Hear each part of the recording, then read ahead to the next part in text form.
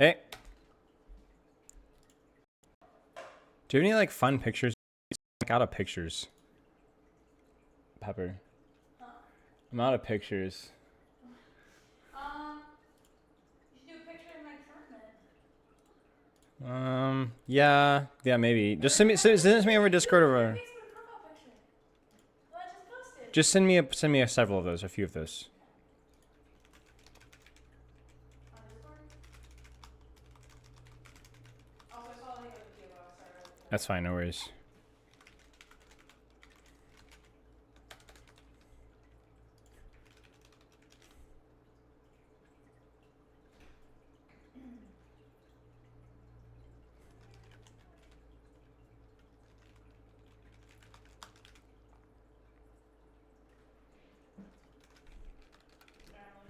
No worries.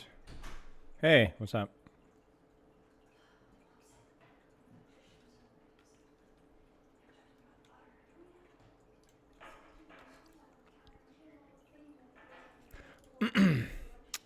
Meowdy?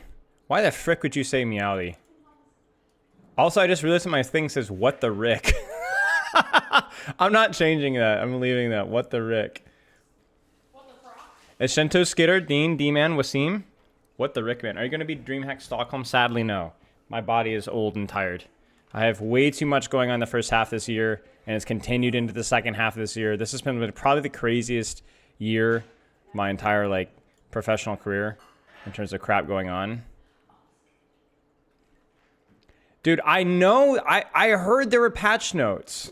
I heard there were patch notes. I'll send you a picture. Yes, I was right. Frick you guys. Frick. Get fricked, buddy. Get fricked. They are doing it. They're doing a preview thing, I think. There's a blog thing. Dude, there's all sorts of crap coming out. You guys get fricked. Directors. Wait. Dev update. Directors take. Maybe patch notes? I don't know. Help. Also group up podcast. Holy crap. I need a good picture here. We actually, Pepper, I don't know if the picture will be appropriate. This is too, there's much too, no, as in like, this is more frantic. Yeah. Grimpy's in Overwatch. It doesn't look anything like Grim. Yes, it does. It does not look anything like Grim. It's just a black cat.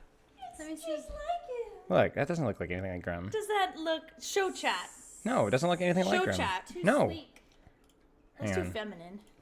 Yeah, see? You're wrong. Look.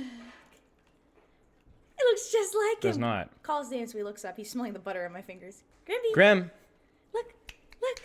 It looks just like him. It doesn't look anything like him. It doesn't look anything like him. He Okay. is my little baby. What the frick, buddy? We got a lot to go on here. Ah! Ah, my hair! Ah! No, please don't do it again. Please don't. Ah! Coach, are we still on for tomorrow, Spilo? For what? For the stream tomorrow? I don't know. Probably not. I mean, if we're going to check all the boxes today, probably not. I like the hello Blizz ball fart. Hey Baggins, so close to a nice streak. So I know, close to mate. a nice streak. 67 months. Okay, let's take a look at this dev update really fast, y'all. I need my hair is wet, so I'm just gonna get my earbuds out. I'm gonna get my earbuds out, Grandpa. Yeah, no real questions right now, y'all. We're kind of on a tight time schedule because we're delaying group up podcasts so that me and Samito can take a look at this crap. So we're gonna try and look at this crap SAP. You know what I'm saying? Stat. Did they officially add Hoover? What do you mean Hoover's already in the game? Yeah, no worries, Sui. I'm not just talking to you, Sui. Don't worry about you. Don't worry about it. It's not just you, Sui. Okay. Let's get this fricker rolling here.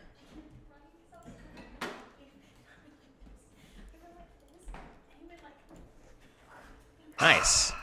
Black and white. And it is wedding. A billion degrees in here right now. No AC. Yeah, and it feels great. Hey, it's Aaron from the Overwatch team, and we're back with another developer update. The season of Spellbinders. is Overwatch's lucky number 13 season, and we're looking forward to sharing some of the tricks and treats we have for you at launch. I'll walk us through some of the reworks coming to a few of our core maps, and then I'll pass it to my teammates Cynthia Lee and Angelica I don't know if the patch notes are out, bro. All I know is I heard word on the street. I heard word in the street, and then a director's take just came out. So something, I mean, I actually don't really know. For updates to our in-game systems and our enchanting seasonal mythic skin. But before we jump into those topics, I am thrilled to announce Halloween Terror is back at Season 13 launch with Wrath of the Bride and an all-new game mode, Junkenstein's Laboratory. In this mode, our heroes have mutations that you can choose from to enhance their abilities and change their gameplay characteristics. I love the PvE trickling in, man. You put the work in, you might as well frickin' use it, you know what I'm saying? For example, you could upgrade Orissa's ability Javelin Spin to propel her off the ground and take flight. Or maybe you queue up Woo! You're mine, boy! Woo! Let's go! Damage and choose to upgrade Genji's Deflect to protect yourself 360 degrees from all that's directions. weird. You could upgrade Moira by bending Coalescence to your will to be purely healing or purely damage. We all know which one you're going to pick. Whatever you decide, we want you to have a great time customizing and trying new things with your upgrades. The purpose of this chat, is this just experimental? Is this just experimental? Like, this is not PvE, right? Is to put the power in your hands to decide how you build out and customize your hero. Dude, they're cooking with a customization, man. They're really trying. At first I thought this was like more PvE, like, but no, I actually just feel like they're just like trying, like, obviously the deflect thing will never go live, but like, they're like trying crap out as what they're doing. Yeah, and also, especially with the pickable passives thing, it really feels like there's a real effort to like add layers to like rollouts and builds and crap, I think. Heroes' talents. We can't wait to see what shenanigans and strategies you uncover like when they had the interview with Junkenstein's Laboratory. So be sure to jump into this brand new game mode and let us know what you think. Alrighty, shifting gears into some of the other changes this season, let's talk through some of our map reworks. Dorado, Numbani, Circuit Royale, and Havana all have reworks at season launch. And one of the main goals behind all these changes is to address balance across the maps for both attackers and defenders. But let's get into a few of the specific changes. For Dorado, we're reducing harsh defender lines of sight to prevent spawn camping. We also added a new staircase in Area 2 that makes the high ground. I think the problem with the staircase is it's just ugly. I don't think that the staircase is necessarily a problem. I think the staircase is fine. I think it's good. I think people are like being way overreacting over like it's staircase. It's fine. It just doesn't. Maybe it's too clean. Maybe it's just me. It just feels like a little too clean. But again, good change. I went over all the map reworks. I released a video the other day. You guys can watch it. Accessible for attackers. Additionally, we shortened some flank routes and adjusted cover placements around the whole map. With Numbani, we simplified the capture point in Area 1 and made it more accessible to the attacking team. We also added a defender forward spawn in Area 3 to make it easier for defenders to get back to the payload, as it's a defender forward spawn in Area 3, more accessible to the attacking team. We also added a defender forward spawn in Area 3 to make it easier for defenders to get back to the payload as it's moving through Area 2. Oh, huge! This was not on the pictures, right? Huge change.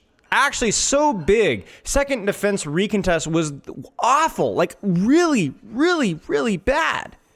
Really bad. Oh, yeah, I need to do the ad thing. I'm sorry, Lucky. Area 3. We're on a timer. Otherwise, I would wait. But we actually have to go. What did I miss? I got an ad. Oh, my gosh. How long is the ad? We not freaking me. I'm going to wait. I'll wait. 30 seconds. I'll wait 30 seconds.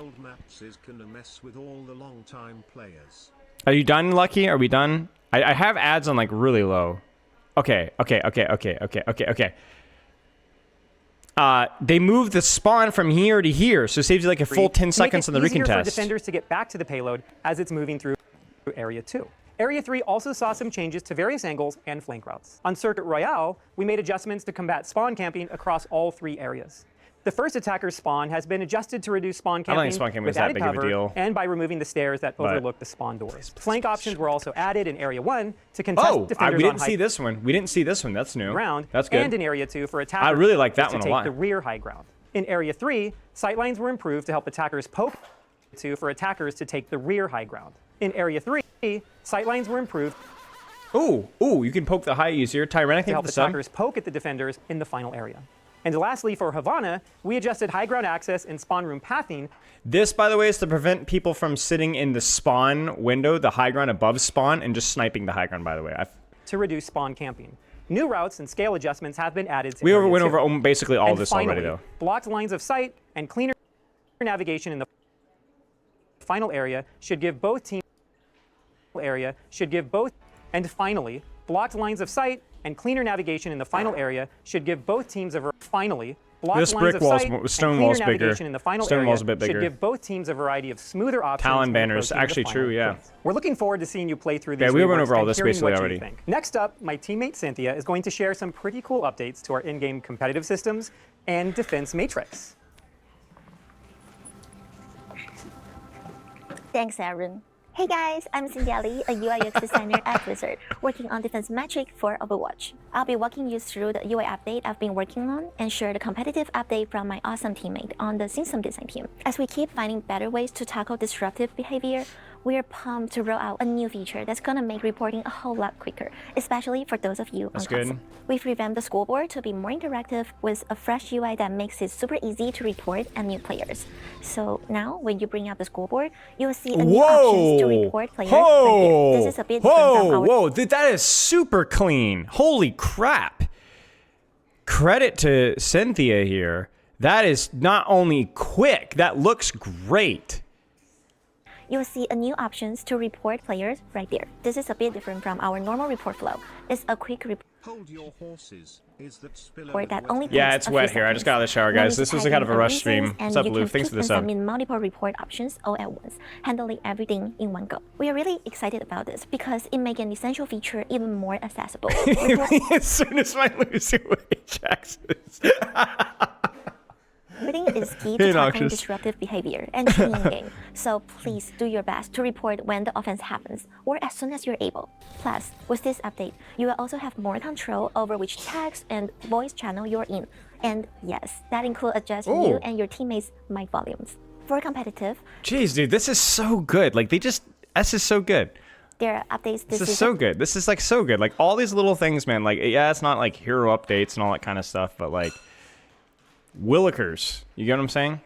Gee. For top 500 qualifications, we are adding a new requirement to qualify for any top 500 leaderboard. From now on, player will need to have 750 games in any competitive mode to complete the specific challenges. This is all about making sure new or inactive account don't snag those spots from our current Okay, active sure. players. I would want to hear more about from the higher ranked players and like the effectiveness of that change, because all the no life grind rank, that's all for all the no life top 500 pro player kind of people, right? So I forget all like the logistics of how that works, but yeah. As we roll out some of these changes, we're excited for you to try them out and hope they will improve your in-game experience. Finally, let's get into our upcoming music custom. Well, 750 games ever. It just means that people are not going to spam and camp with a bunch of alts necessarily. I don't know. With Angelica. Yeah, exactly so. Angelica. Honestly, like this is scary. Cosmetic. Just With Angelica. Angelica. Oops. yeah, it's Okay. yeah. Bye. Bye. Hey guys, my name is Angelica Silva, and I'm a VFX artist on the Overwatch 2 team, and we've been brewing up something magical and a little supernatural. Oh, you can't Our see mythic them? skin this Get season is fricked. Spellbinder Widowmaker. Spellbinder walks the line between whimsical and gothic. Our concept artist wanted to portray Widowmaker as a potion student adorned with a magical array of elixirs on her belt. At level 1, we have the base mythic. I think my criticism of this skin is the skin doesn't look like this. I think this has been one of the more from a surface level look at the mythic, which I will say that I will look at it closer, but it doesn't look like Widowmaker. You know, like it doesn't really look like Widowmaker. It looks like Kiriko or Mercy. So this looks more like Widowmaker than to me the actual skin does.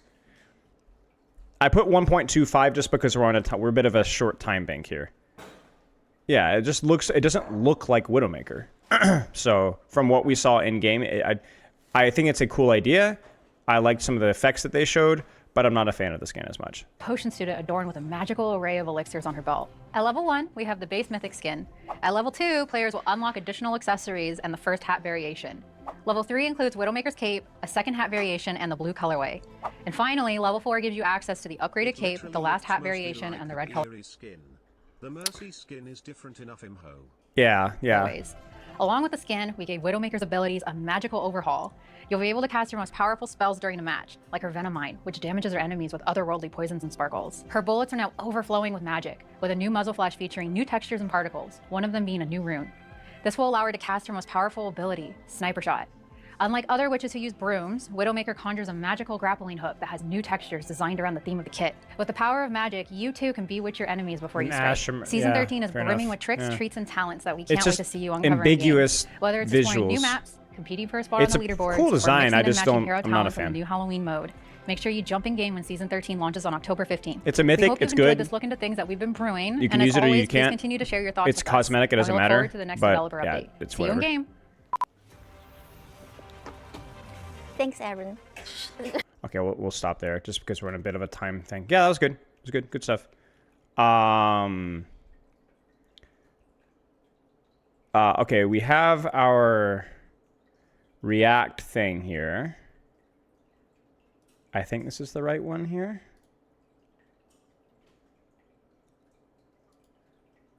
I think that's the right one. Yeah, it should be the correct one. It'll be a little small, but I think you guys will be able to see. Yeah, there you go. Perfect. Hello and happy autumn. It's time of year where there's a chill in the air. Yes, Brax. It's that time of year where there's a chill in the air. Everything seems to have a pumpkin spice flavor. Blah. You can feel the magical spirit of Halloween. I'm just going to zoom through this a little bit here. You guys can read it a little bit more in detail. It's probably very well written, but we're going to, like I said, we're in a bit of a tight schedule here. Tank adjustments. Ramadra's Pummel, while a Nemesis form is getting adjustment, will give better opponents a chance to take cover without really impacting the lethality of the attack. Red Knight, thank you for the sub. The attacks from Ramadra's punches will no longer pierce barriers, but instead will deal 2.5 times the damage on them. Sure. That's definitely interesting. It allows like actual shield pressure from Nemesis without necessarily killing you through it. This is going to definitely impact the Sigma and Reinhardt matchup the most, but will have a small impact on like things like Brigitte as well. Yeah, I mean, it's fine. I'm curious to see how it goes, but yeah, sure. Yeah. This gives Ramatra more strategy to deal with whether to focus on breaking a barrier, which can leave the opponents vulnerable to attacks from teammates, or instead focus on individual targets. Heroes like Ryan will not have more choice to make using the barrier's health or eating the punch themselves. Yeah, I mean, that's fine. That's fine. I think this is probably an overall good change. Malgo's getting a buff to Gunny, his incendiary Chung gun, which is, I believe, his left gun, correct? Which ignite damage over time, will now last 4 seconds. Combined with the burst potential of Cha-Cha, his volatile Chung, which is his right gun, Malgo will have more reason to stay focused on smaller targets and make him more stronger against tanks. Great to hear. Longer DOT, more healing, allows him to focus squishies a little bit more. This is a good long-term adjustment for Malga, which is what the character has needed since launch. Great job, team. Everyone's going to be like, oh, Malga micro buffs. Rah, rah, rah. Yeah, sure. But this is, do we just, like, Malga at some point will need to be a functional tank character, and this is what the character needs. It's not the only thing that the character needs, but we're moving there. Don't say Flats called it. I have a lot of respect for Flats, but I'm really tired of the whole, like, Orisa micro buff, Malga micro buff. Those characters need buffs just as much as they need nerfs. The problem is their skill floor is way too accessible, their value floor is way too accessible, but they really struggle to perform at higher levels unless the character is just generally overtuned. Orisa Fortify Slow should have been entirely reverted. Almost entirely reverted. They should have nerfed her in some other ways, but the concept of micro-buffing certain aspects of the character like this is what we need. Now, if you want to complain that it's always the micro-buff without an adjustment elsewhere, that's fine, but yes. Okay. For supports, you're going to see a notable change for Juno, who has performed really well. She remains popular, and we expect that to continue well Season 13. We want to bring in her healing potential a bit and encourage players to rely on her mobility more. First off, her fall-off range is reduced, which will encourage require to closer allies that heal and attack enemies effectively. I want to know how much they've changed that. We'll have to look at the patch notes. Chad, have they posted patch notes, or is that tomorrow? Can anybody keep an eye out for patch notes? This is just the director's take. Just Overwatch Blizzard news. I'll do the... here, I'll drop it in chat really fast. I'm not going to make a command. We don't have time to do all the proper Stream crap. No patch notes yet, frick. Okay. For supports, we talked about that. I'm curious if they do anything with their ultimate. The Med Blaster also has a small nerf to the healing amount. That's fine.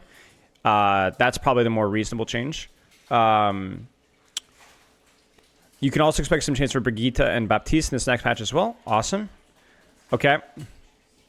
We have quite a few big changes on a couple of damage characters. Sojourn has changes to her railgun disruptor shot, a little better, give more skill to playstyle. Nice. Energy no longer holds minimum, but now deteriorate much slower. Nice.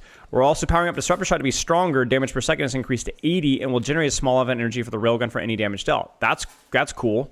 That's cool. I hope that it's not too strong, but it is cool. I don't think it's really an ignorable ability. It's just any area zoning tool generally is something. Oh, wow, there you go. Well, okay, well, let's zoom through this and do the, not worry about the hero changes. Okay, I'm not going to look at any of the new stuff here. Hang on. Competitive play and matchmaking. Hang tight. We'll look at the patch notes in a second. No spoilers. Encourage you to group up with your friends when playing competitive. We have several changes to matchmaking. The wide pool matchmaking has been tuned to focus on shorter queue times. This is like the things where people are really far in rank. We've upgraded our role delta to detect priorities matching tank players against each other even more closely than the other roles. Now, this is some. It's funny that this change happens. I asked this question. Remember we had this question on chat. Remember this chat? We asked this on stream. I'm trying to choose my words here. Where we asked if there's a plat player in a lobby, would you prefer on both teams, right? Which means it's a balanced lobby, right? Which occasionally happens, right? Maybe a gold 1 player and a gold 3 lobby or something like that. Is it better to have that player on tank, DPS, or support? And that question is kind of like floating out there, right? And we don't really have full information on exactly what the objectively correct answer is. Well, now we get a hint. That's all I'll say on that.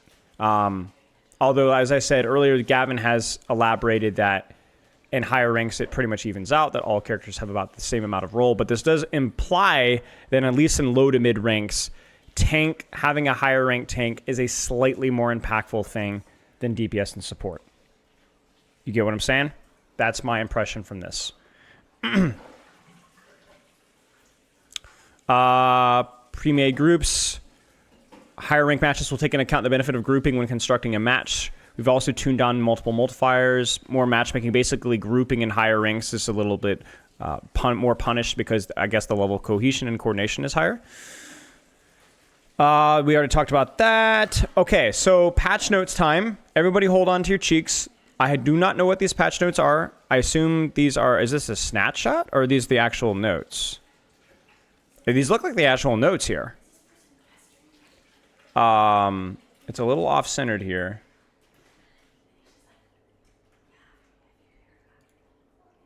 Let me tweak this to make it fit a bit better.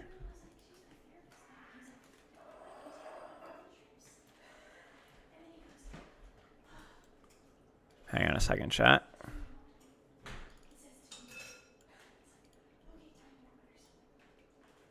Sorry, chat. I'm trying to get the finagle things here. Why wouldn't it be? I mean, it's just not the usual thing. You get what I'm saying? Like, it's not the usual.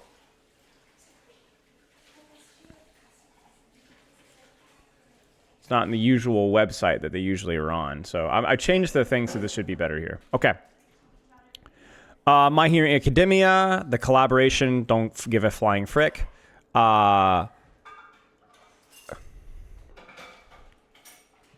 Halloween Terror, we talked about that already. Oh, it's Team Deathmatch, the Junkenstein's Laboratory. Interesting. More The Wrath of the Bride, a gripping PvE experience. Is that another one? Or is it the same one?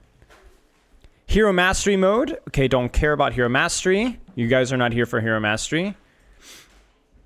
Interactive scoreboard. We saw all of this already, including adjusting their volume. That seems like a good zoom there. Whoops, that's a little too far. Matchmaking updates, tuning chains to reduce queue times for wide matches, lost streak avoidance turned on to prevent cases where it can prevent worst case scenario queue times, roll delta tuning tighten, trying to matching ranks in the roll, updated prioritize the tank roll above all other rolls, At higher ranks, the effects of MMR decay have been reduced. Higher ranks matching takes into account the benefits of grouping. Yeah, we've already kind of talked over all of this stuff relatively a lot. Okay, hosting public custom games now requires endorsement level 3.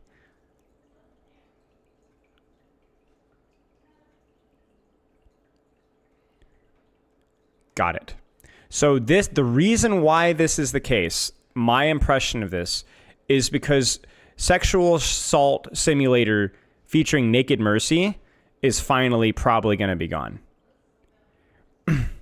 Because that kind of stuff like pops up over and over and over and over again. And like, you know, that's not a good look for any game, much less a game that's rated T. So yeah. Now, this is public custom games, not private custom games. So keep that in mind. Everyone's kind of freaking out, but private, you can host many custom games, invite friends, do pugs, no problem at all. But public custom games, oh yeah, that's a thing. That's a thing. Maybe not word for word, but there's like a lot of inappropriate custom games that come out, and it's just not a good look. So this is good. This is a good change. It means they could take action versus those accounts, and then not have those people just repeat and pop back up again. It also means brand new accounts won't be able to immediately make those things either. Streamer mode, again, this makes it so that cheaters and new accounts can't immediately use streamer mode. You actually have to earn the streamer mode. Okay, so that's basically all the super relevant stuff here, I think. If there's anything else I missed here. Overwatch League is gone. Rip in peace. The top 500 stuff we talked about in the other thing. All right, guys, we're cooking. Hang on. Oh, no. It's happening. Okay, so again, I love patch notes. I have no information as to this. I always avoid any spoilers that I possibly can about patch notes. I want to go in full line. Swapping your hero hides your selection on the enemy scoreboard for 15 seconds?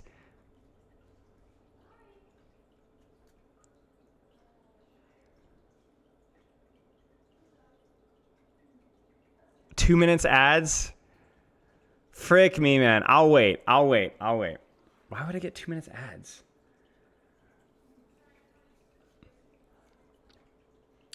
So this is kind of more of a meme thing than anything else. This generally doesn't happen that often, but the whole swap. But I will say it does.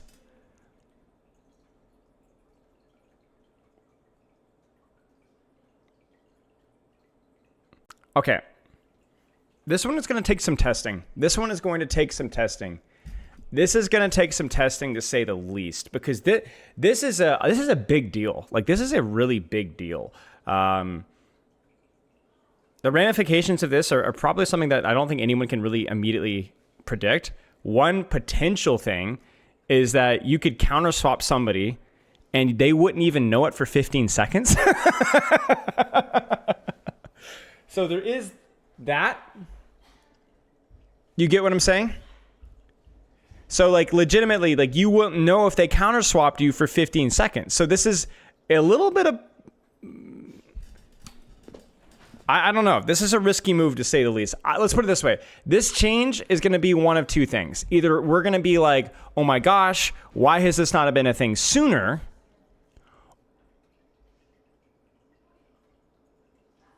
Oh, does it actually hide your selection? Does it show a different character? Or does it block out your character? No, they would, cause their hero would be hidden again.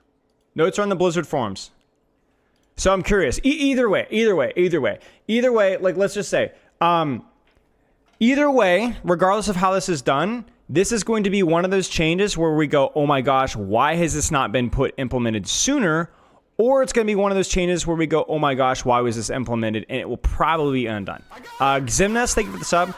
I'm not overly concerned because, you know, we've seen things like this before that just, you know, okay, it's bad, it gets reverted, it happens. Like, whether it's either scaled back or just removed entirely. So I'm not really concerned if it does suck, but it's going to be a wild week or two, right, as we try this out. Yeah, I guess we'll have to just wait and see.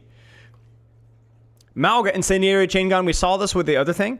Ignition damage increased from 3 to 4 seconds. Increases the damage of Malga's burn effect will help better reward going from the smaller, harder to hit targets. This is a Malga buff, but it does not affect the tank matchup like at all. Like almost literally at all, like to an unbelievable minor degree. But it will make his matchups versus squishies, like gives you more reward for actually shooting squishies because it allows you to maintain pressure on squishies for a longer period of time. Okay, I'll scroll down, my bad. But yeah. It's fine. Good change. Long term, this is a fine change. Obviously, we're always a little bit hesitant about any buff to Malga that isn't compensated by another nerf. But I think we'll have to kind of like let this cook. We'll see. We'll let this cook. If you're gonna buff Malga, this would be the way to do it. Ramatra, Pummel no longer pierces barriers, now deals 2.5 more damage to barriers. We talked about this a little bit earlier. Some of these things, this is why I wanted to stop reading the director's take. But yeah, I mean, this is fine. This gives more like counterplay for characters with shields versus Ramatra, who Ramatra does very well. Everyone's like, oh, Ryan, but this is also good for Brigitte, because this basically means that, wait, does Brig's shield break in one punch? Am I going crazy? Or 2 punches? 2 punches? I mean, but which is like your shield breaks, but at least you get a chance to live, right? So I don't know if that, but the big thing here is also Sigma as well. Man, I don't know. This is tricky. Like it's a lot of damage to barriers. It's a lot of damage to barriers. It makes Ramatra better versus Brig. You could be right. Yeah, actually, now that I'm thinking about it, but yeah, it's definitely gives more choice for Ryan. I think this is a buff to Ryan overall. Probably a buff to Ryan. You know, chat, actually, now that I'm thinking about it, okay, hot spicy take. How much damage does Pummel do? 70, 80? What is it? 65. So half of 65 is 32.5. That's 130. Yeah, see, guys, it's not a one-shot in a break shield. You guys are gaslighting me. So it's like 160. That's a pretty decent amount of shield damage. I would say that it's probably a Rhine buff. It does allow for some counterplay. But yeah, the tricky thing is a lot of times of how Rhine played versus Ram is you just kind of held your shield and hoped that your team would shoot the Ram. Because you could block, not the Ram punches, but all the follow-up. But now, I think probably a Rhine buff. We'll have to kind of wait and see. But it's not quite as obvious as initially thought. Health reduced on Ryan Shield, that's fine. I mean, I think that buffing his shield in the first place was a mistake out of all the other things that they could have done, but it's relatively fine, sure. Damage, Hanzo, base health increased. We are reverting Hanzo back to his previous health. Now it's possible to take opposing Hanzo with a volume headshot. I think it's a weapon damage chance. Okay, sure. I mean, Hanzo's cheeks, guys. Like, I don't love the whole Hanzo thing. Let me scroll up so you guys can actually see. Sorry. Yeah, I mean, Hanzo's just like actually cheeks right now. Like he's just actually terrible. Yeah.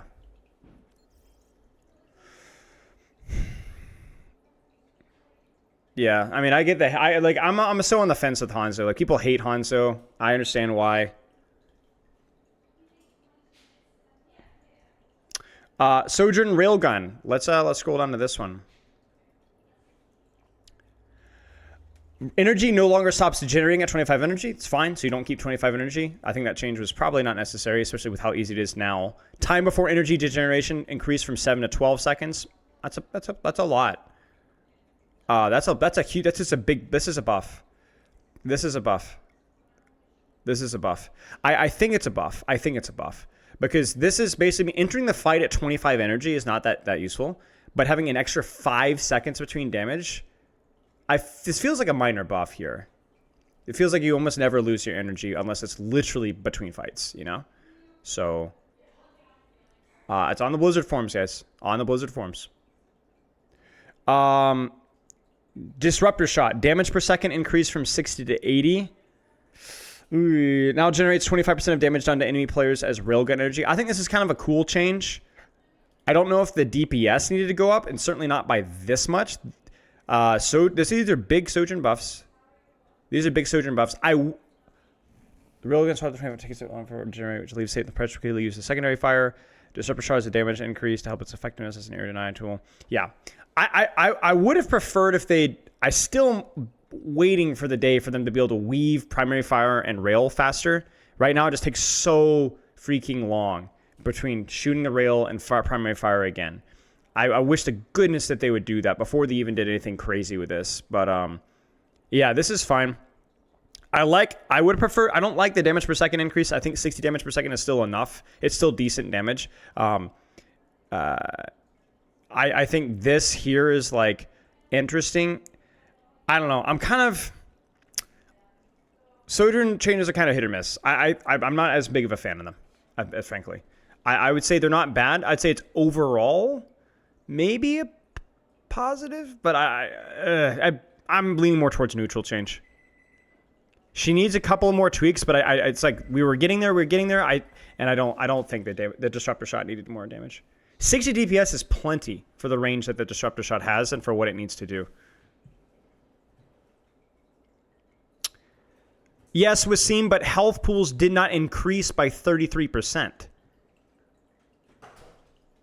So this is still stronger disproportionately than it was prior to Season 9. So if damage per second Disruptor Shot needed to go up to compensate for the 25% increase in health, or 10%, 11%, right? This is disproportionate. Like, this is way more than it was before.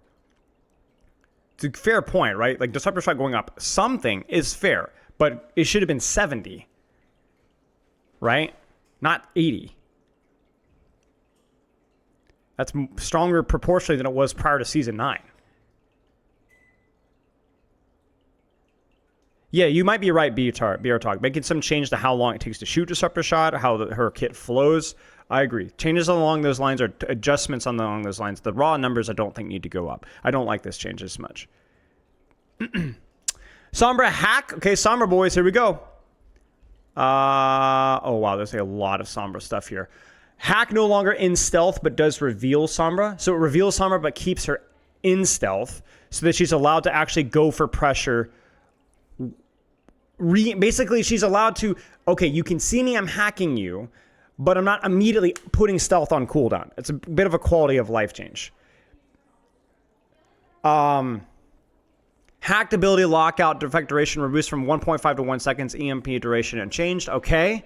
So the lockout duration is reduced. I mean, guys, I hate hack. I think hack is maybe the worst cooldown in the entire game. I'm like up there. Like, it's got to be one of the worst. Top 3 or 4 for sure. So it's just dumb. Fine. Sure. Great. Love it. Sombra is such a tricky bag for me.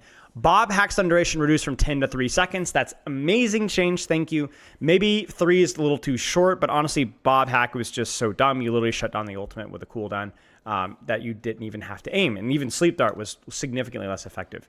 Good.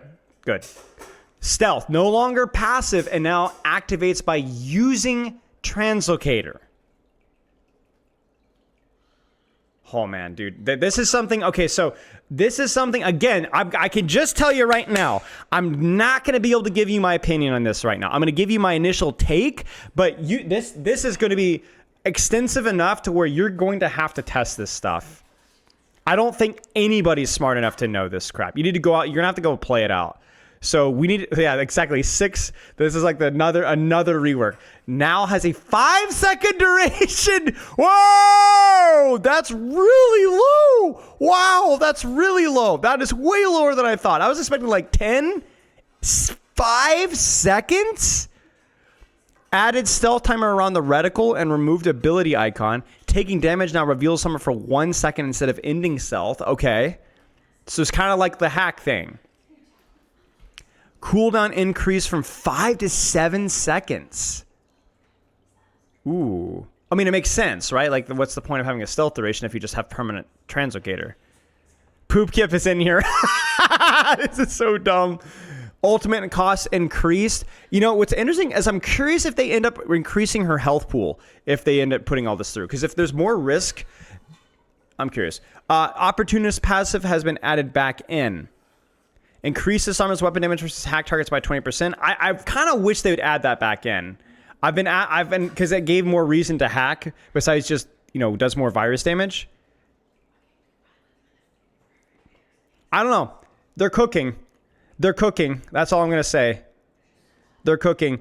Now, that might be both bad or good, but I'm sorry, guys. Okay, can we time out really quick? Can we time out really quick? I'm willing to play devil's advocate for these changes because you know what, you guys? Sombra freaking sucks. The character doesn't work. The rework is better in terms of there's more risk for your reward. The Translocator change was overall a good change, but I don't know what they were smoking back in 2016. But the idea of a hacking stealth character that removes your abilities, it just doesn't work.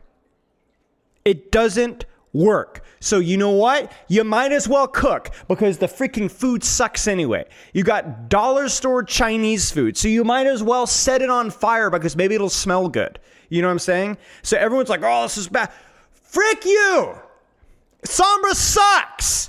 You might as well give it a shot. It's the same thing with Roadhog. It's the same thing with Widowmaker. Try it out. You might as well. You got nothing to lose. You've got nothing to lose.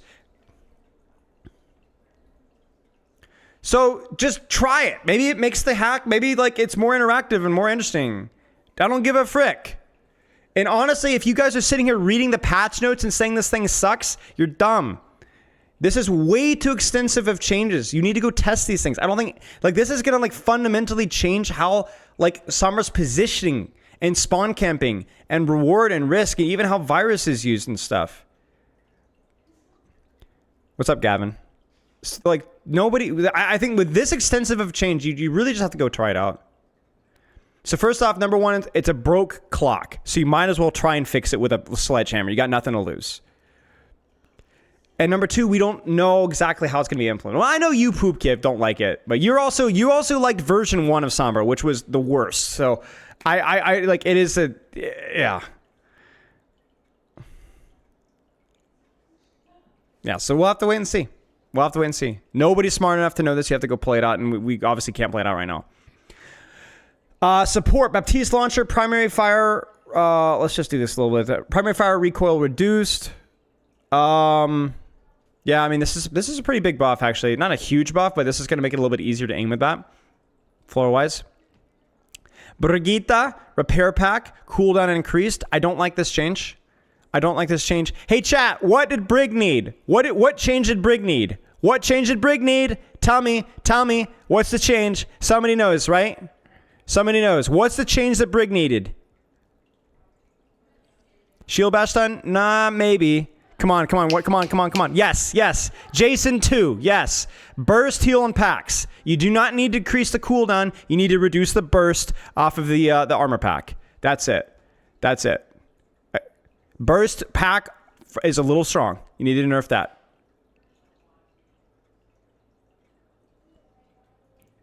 I'm obviously being a little bit facetious here. I'm sure there's a lot of little ideas that you guys have that are actually pretty good for Brig. And I'm not saying that she's a perfect character besides that, but I think that overall, I think that's the thing that she needs. I don't like this. I don't like this. Blizzard Forums is where you can read the patch notes. Juno, fall off range reduced from 30 to 50 to 25 to 35. That's pretty harsh, I think. So again, I have to go with frick ads. And they're not missing much, chat. This is fine. Whatever. I'm surprised. I really am surprised they didn't do an ult nerf. A minor ult nerf. But, because it's still a little, it's not that the ult is like wildly OP necessarily. It's still a bit, it's funny because like there's some things about the ult that don't feel good necessarily for the Juno either. But, the heal nerf is fine.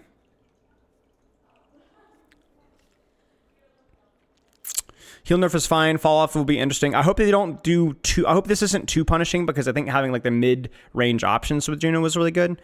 Just maybe that she's not quite as good at like the longer ranges. Yeah, less ult charge. Yep. I mean that's fine. Well, no, but I'm not talking about like the ult charge.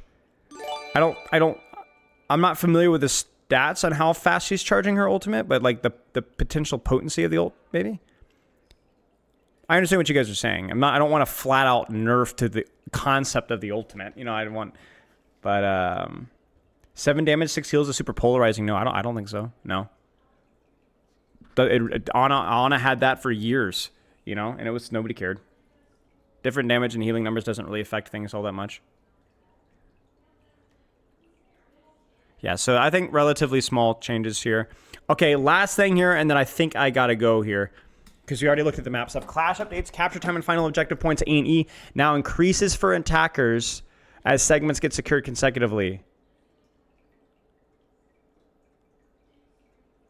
To make consecutive ones harder. Capture the final objective point now increases for segments.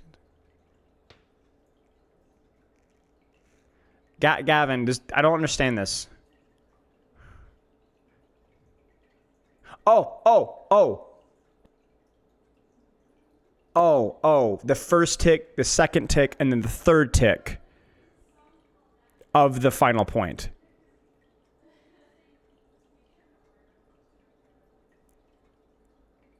Yeah, the first time it opens, the first tick is easier to cap. Yes, okay, that makes sense. Good. Okay, that's good change. Nice.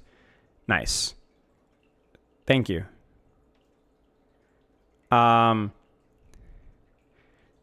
Blizzard forms. Defenders now respawn instantly as the first segment and second segment gets secured instead of when the previous objective points B or D gets captured. Okay. Unlock time for final objective points A and D has been increased from 25 to 27.5 seconds. Interesting. Decay rate on final objective points A and E has been doubled for attackers to not lose their progress as quickly when stepping off the point. Okay. I don't know that that's that relevant, right? Like, if you're thinking about objective points A and E, how many times do you step off the point on A and E? Think about the maps. Seriously, think about it. I don't think you ever step off because the positions around the points... Gavin, that might be something to like give some feedback maybe now that you're here. The positions around A and E are so objectively, no pun intended, bad for attackers that generally you're just fighting on point anyway. So this change, I don't think, means that much. Maybe I'm misremembering. I'm pulling this out of my hair, so...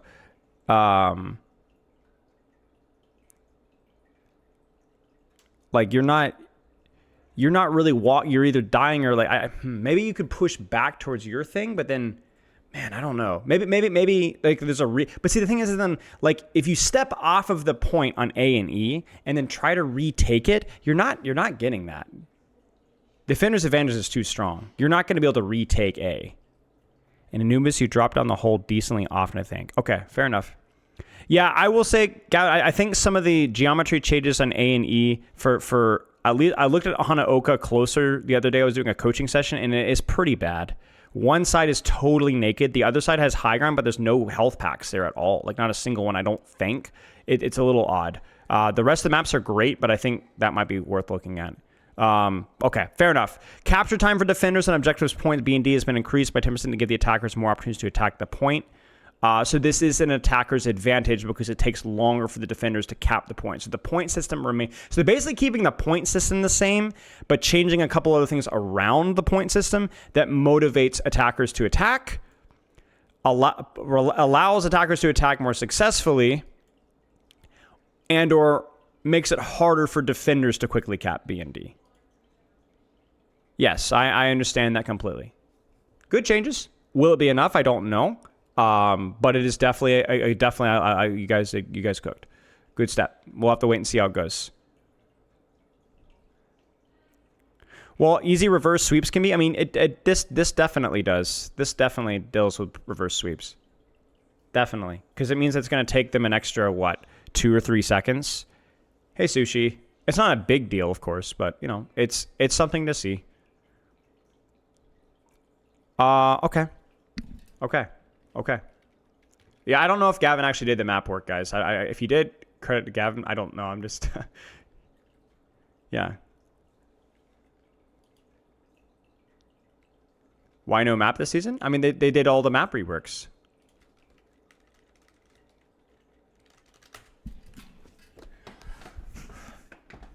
Got it. Good to know. All right, chat.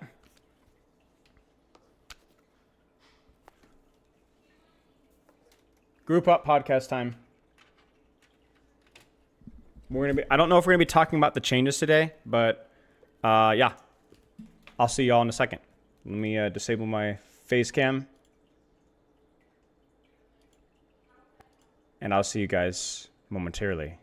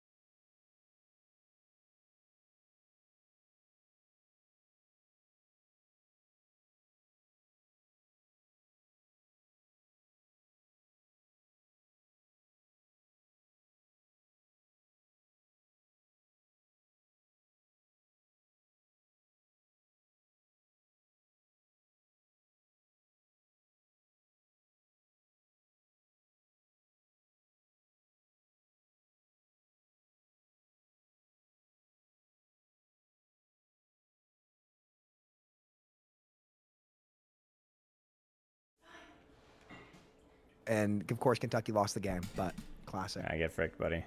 That sucks.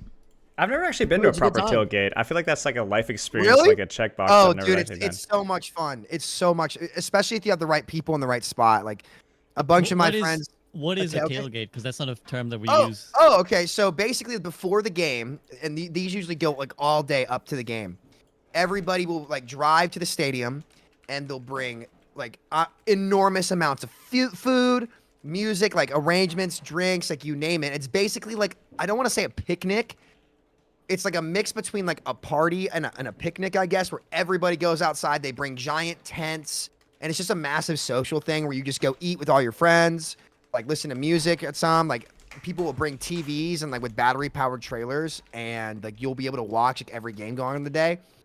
And some people do get rowdy. It's like a pregame hype up for before you go in the game, and so people will just sit there and tailgate. Like and eat. outside the stadium?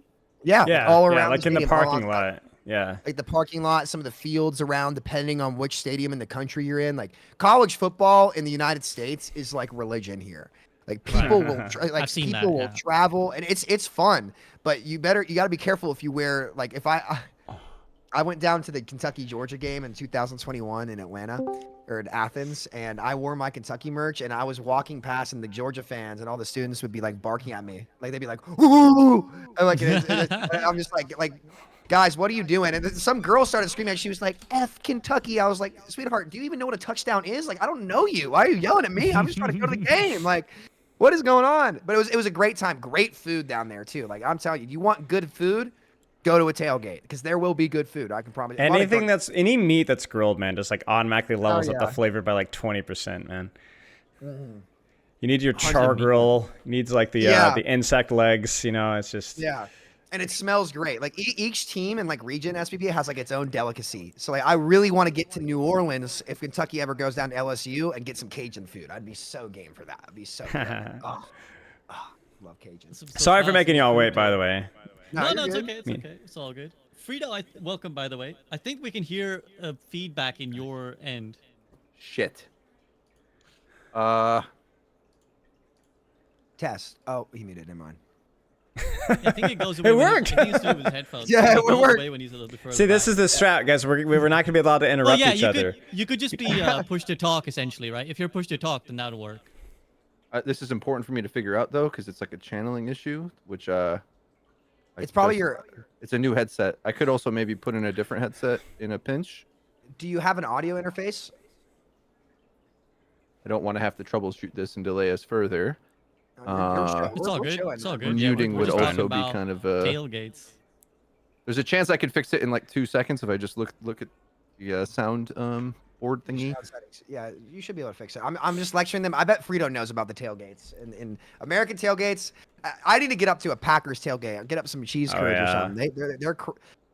It's kind of a life goal, but that's why SBB, like one of my bucket list things is to go to every MLB ballpark in the country, because every single baseball ballpark, like what's cool about baseball in the United States is like every ballpark is almost like not, I don't want to say a circus, but Be like right back. going to the games is like super unique. Every one of them have their own delicacy. Like in Texas for the World Series last year, they're really expensive, all the food there, but they had $100 platter, which with a giant pork shank on the bone, like mac and cheese, like you'd be hard pressed to eat the whole thing.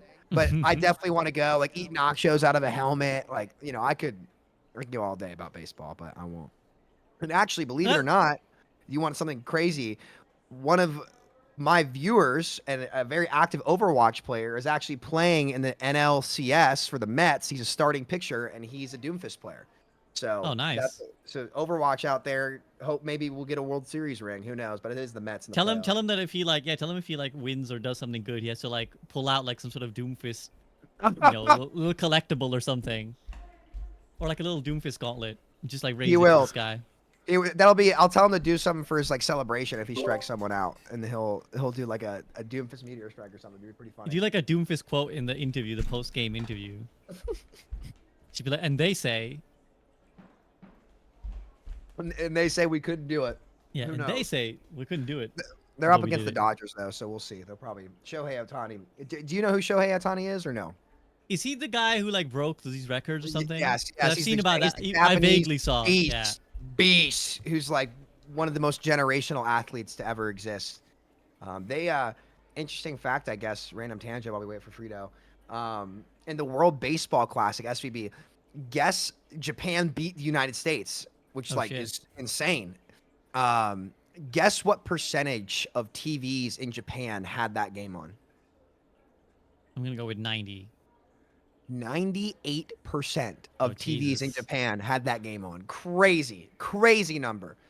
Like you'll never see that in America for any like sports broadcaster. Even though the Super Bowl is huge, but maybe our population. Super Bowl would be what, Well, like it's like- it's- 60% tops, Yeah. 70%. Yeah. It's like different when you're a smaller nation. I understand this because like, I mean, India is a big place, but like Yeah. cricket is a religion. Like it is Yeah, legit. cricket's crazy. It's so cool. Cricket is a legit religion, and if like India were like in the World Cup, people would just be like, in the cricket World Cup, people do go crazy. But like if I'm Yeah. imagining if like in a sport that we're not globally successful at normally, so let's say it's like Yeah.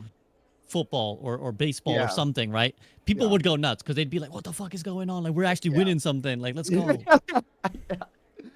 I feel that. It's cool. I love cricket too. It's a really cool sport. Biggest sport in the world, actually. I think technically. I think People don't soccer know. and then Yeah, soccer cricket. and cricket. Yeah. Yeah. It's interesting as well what you were saying because like the whole touring culture is like a real thing in soccer as well. I'm sorry, Europeans, I'm having to call it soccer to avoid confusion, but yeah, because obviously we have Europe, like we tour Europe, right? So like, you'll have like European games. You'll actually go to like Croatia or Yeah. Ukraine or something. You like or Spain, Germany, Italy. Like people will travel with their team because they have like the European away games and stuff, and that's Yeah. like a huge cultural experience that people love. Like you go as this big group as like all the Yeah. fans and you like you hit up all the pubs and there's like Yeah. it's cool. I like that aspect of sports. I think it's like that's Yeah. one laudable aspect of it is like the exchange of culture that can come from it. Yeah. Oh yeah. Especially in the EU too, where you have the different countries and language barriers and stuff. I bet it's very toxic too. It gets the problems are when it gets into the hooliganism when people just start Yeah. tearing up each other's town centers and stuff like that. That's when it gets real Yeah. bad. But when done right, it's So those it's rowdy nice. East Coasters Yeah. do that here. Yeah. No. I can't remember if Yes. Files from there or not. I can't. Yeah. I think Florida. You gotta be I'm from careful. Wisconsin. We're really chill. Like we're basically Canadian with our demeanor. Not me, obviously. That's why I moved from there. But we just sort of pout when our team loses. It's all right. The Bills fans are crazy. Bills. Yeah. Bills Mafia. I mean, Yeah, that's all you Bills need to know, Mafia. really. That's what they call themselves. Oh, Jesus. These people will set tables on fire and like jump on them like WWE style pregame at tailgates. Jesus. It's unbelievable. Jesus. I'll give it to you from here on out. But yeah, it's pretty funny. Tech issues should be Yeah. solved, SVB, by the way. Awesome. Sounds good. awesome. Yeah, I was gonna say it doesn't sound like we got any issues. So let's get into it. Everybody ready? Everybody good to go? Yes. Awesome. All right, let's do it. Welcome everyone for another episode of the Group Up Podcast. We're here for the great October debate, and I have brought an awesome cast with me as always to discuss all things Overwatch. Let me introduce them and let's get right into it. In the bottom right, with a now classy decor. Usually we got the blurry background, but I'm liking this chair, the guitar, the cat, most importantly. Liking this aesthetic, Spilo. Welcome to the show. Thank you. And the reality of the situation is I didn't come up with a meme idea fast enough for my stupid crappy green screen. So it's like, all right, man, we're just gonna roll with it. But yeah, we're gonna pretend it was artistic expression. I like it. I like it. I'm guessing you didn't decorate this. I'm guessing this was largely done by your partner. 10%. 10% you, 10% you. 10% me. Yeah, 10% me. Like the one book on the shelf was you. The guitar Like, that I one bought me. when I was like 16. You know, like that's me. Also, Nice. maybe one of those books. Yeah, those books. That is all. Culture, man of culture. All right, in the top left with no green screen, but spiritually in Lijiang Tower is Samito. Samito, what's up? Not much, man. Excited for today. Glad to be back. Glad to talk about some stuff today. Spilo, do you play Play what? guitar? Oh yeah. My dad's played for 50 years, so I grew up hearing like Allman Brothers, Yeah. Skinner, like you name it. I didn't know you played. Cool. Okay. Yeah, maybe yeah. we talk I'm about this a now. little washed, but for music stuff, I like music a I lot. So gotcha. Okay, I cool, write stuff. cool. Yeah, I didn't know that. There's been some Spilo songs, hasn't there? There's been some Yeah. Spilo. Spilo album, some Spilo music. single. Nice. Okay, cool. Not for I'll have to long get- if you play the guitar. No. You said Spilo was single, so Yeah. Yeah. that was a little sorry, too clever. Sorry, you yeah. always bring the guitar to the church hangouts, right? I just brought my guitar, guys. You know, it's like the camping trips. You know, everyone knows there's always gonna be one guy that brings a guitar. I can play. I love it personally. Yeah, I love it's a great instrument. It's very flexible. There's a reason it's popular. I have a guitar, but I never played it. So, well, I tried and failed miserably. Like it's now in my cover. I used to have it in the background of my stream, but I people kept saying, "Oh, you play?" And I had to be like, "No." So I now put it in the cover. Yeah, And it's hidden away. it's so that hard. nobody falsely assumes that I learned how to play. I bought it for when I went to university, hoping that it would get me laid. But when you don't play, then it doesn't. The steps don't follow. The Yeah, subsequent come on, steps. Frito don't make it gaslighting there. you. I think you know, misinformation. Anyways, in the bottom left is my man Frito. Frito, is that a new Batman poster in the background? Or has that always been there? We just don't see it. Usually we see the StarCraft and the Overwatch. My big head usually covers it, I think. It's been there well. I am a novice bass player, which I think is all you need to know about me. Bass is I can underrated. read tabs. It's like the easiest instrument. It's the most noise per effort ratio. Just like when I play Overwatch characters, try to find the easiest ones, easiest instrument, quickest route to power. I think just slap it a bass. Yeah. I haven't posted a lot of content for Overwatch, but I've played it a lot. I actually peaked top 500 on Tank season 12. Yo, very nice. Fell out of it by Yeah. the end, but that was a little accomplishment I did. So yeah. What'd you That's what I've play? been up to. Were you on the Rhine grind? Tank. I would say like my best performing tank is always gonna be Ram, number one. But then like mixing in a lot of Queen, actually, like my win rate on Queen's kind of Super good. nuts. And then Yeah. I get coached by Forgiving on everything else. Yeah. Diva, Winston, whatever I need. Ryan a bit. Frito's Ram slaps. I can even when those yesteryears when I used to play Overwatch, even then I knew that Frito's Ram slapped. So He's my good to crutch hear you've hero. been grinding. And I think a lot of people don't know how to play against him properly, like until you get to like the higher ranks. So you can kind of abuse a lot of BS on Ram.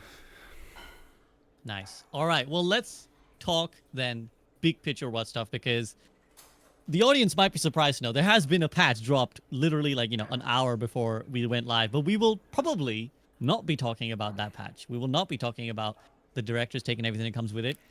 Not because I hate the devs, but because there's like some more interesting stuff that has been occurring in the wider ecosystem of Overwatch that I want to talk about first, actually. The patch stuff, if we have kind of covered everything else, I'm happy to go there, or more likely we'll talk about it next week when everyone's had the chance to play and see the effects of the patch.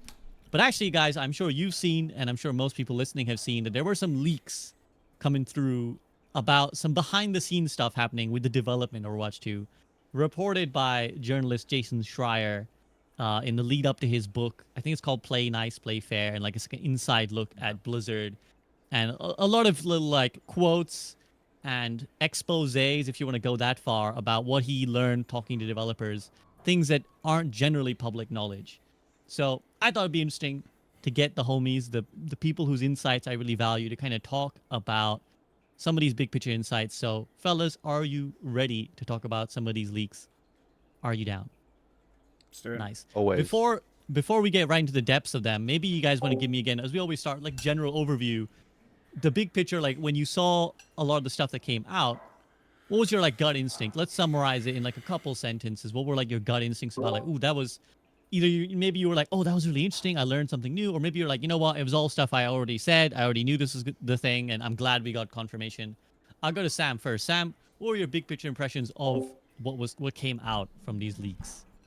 There were only a couple things that surprised me. I think the most surprising thing was Kaplan rejecting Kodak's approach to hire a new team. That was the main surprise to me, because I will talk about this as time goes on. I covered it, kind of talking about it in a video too. Like that surprised me, because again, like we scapegoated Bobby Kotick a lot for Overwatch 2, and I think there were things like the league that he pushed too far, a lot of things, but his MO has always been overproduce, right? And sometimes that takes away the quality from games. Like look at Warzone, look at Call of Duty, right? Kotick's always been overproduce, and get as much out of it as you can year after year. And what happened with Overwatch 2 was the opposite. So I think I don't want to say we wrongfully scapegoated him. I think this is a very complex situation that was doomed to fail. And I have a hard time pinning it on one individual. It's just a shame that Overwatch 2 was the project that got caught in the collateral, but I think that the recovery has been pretty solid. So yeah, that was an interesting one. Again, we'll talk through all of these. Yeah. We'll kind of spell out exactly what was said, but that's interesting that was your big one, and you're like, oh, okay. Frida, how about you? What was your overall? The rest I expected. Sorry. Go ahead. Yeah, no, absolutely. What was your overall impression of what you saw and read? Well, Jason Schreier is a really well-respected journalist in that a lot of journalists make friends with no one because they try to tell the truth. And I think, say what you want about him as a person or his personality or his own takes, when he does journalism, he does it well. And so this book, it's very thorough, but a thing about like our content space, it's faster and we more easily can discuss a leak or maybe make some speculation on things. And if you followed this story through the history of Overwatch, like many of us have, it just sort of validates a lot of things we already knew. So a lot of it like wasn't news, but it was like validating and giving an extra bit of information, a bit of insight, a little bit more depth, which I definitely appreciate having. But almost none of it was surprising to me, and a lot of it was, I feel we already kind of knew, I guess. But I think what's even more interesting is the narrative of the transition between the old Blizzard philosophy into the new Blizzard era, and then now into Blizzard whatever 0.0 that we have, like post Kotick is a whole nother thing, right? And Overwatch is sort of them splitting the baby, like almost literally, in order to get to that point. And yeah, so the Overwatch specific stuff, not surprising to me, but the whole narrative of, I mean, I grew up with Blizzard games, practically raised me, right? So having the entire arc of the fall of the most beloved game developer of all time, it's a tragic story that a lot of us care deeply about. Yeah, it will be interesting because obviously the book is not out yet, but I think all of us will probably be interested to read at least portions of it, if not all of it, just to see what the hell was Mine going comes on. in 2 days. Oh, really? Mm-hmm. Interesting. I think maybe I was wrong in this, but I think for Europe it's like a little bit longer. I was trying to look into getting it, but I think the release date is a little bit pushed back. But Spyla, what were your overall feelings when you saw the collective of the leaks? I think kind of like what Frito said, it's not that we didn't know that something was dead. We just wasn't sure what animal it was. So we pull up the carpet, like, it's a rat. It's like, it's just closure. You're like, okay, because something was wrong. Like we had this super successful game, super and unique and artistic expression and a lot of money thrown into it, and yet nothing happened. And so we're like, what's going on? And I remember I don't know if you guys, I think most of you guys played in the alpha. But the alpha felt like a push because Overwatch League's about to start. We have to be scrimmaging on something. There's a lot of tension on that. I don't know, maybe that was the last dregs of Bobby Kotick. Like, hey, we got to, league it up. But going into it, it really was just a disaster. Like, it was fun. Like, and some of the hero designs were fun to tweak with. But, like, it was like a disaster in all the weird ways. Like, the UI was super ugly and super clunky. And there was, like, a ton of, like, replay. I made a tweet about this. Like, there was a ton of, like, replay viewer bugs. And it was just like, it felt like this has been in development for like 3 months, not development that's been in for like 3 or 4 years. And so hearing that kind of the development thing was exactly what was happening. Like that this was not a developed project that had been in the works for a long period of time. This is just something slammed together at the last possible second for a PvP release and or the Overwatch League. It makes sense. They're like, well, that explains it because it was a dump. It was a dump. And I think like that's like the real tragedy there. It's like, Samito kind of calls it like the happy accident, and it's a shame that Overwatch 2 got in the crossfire.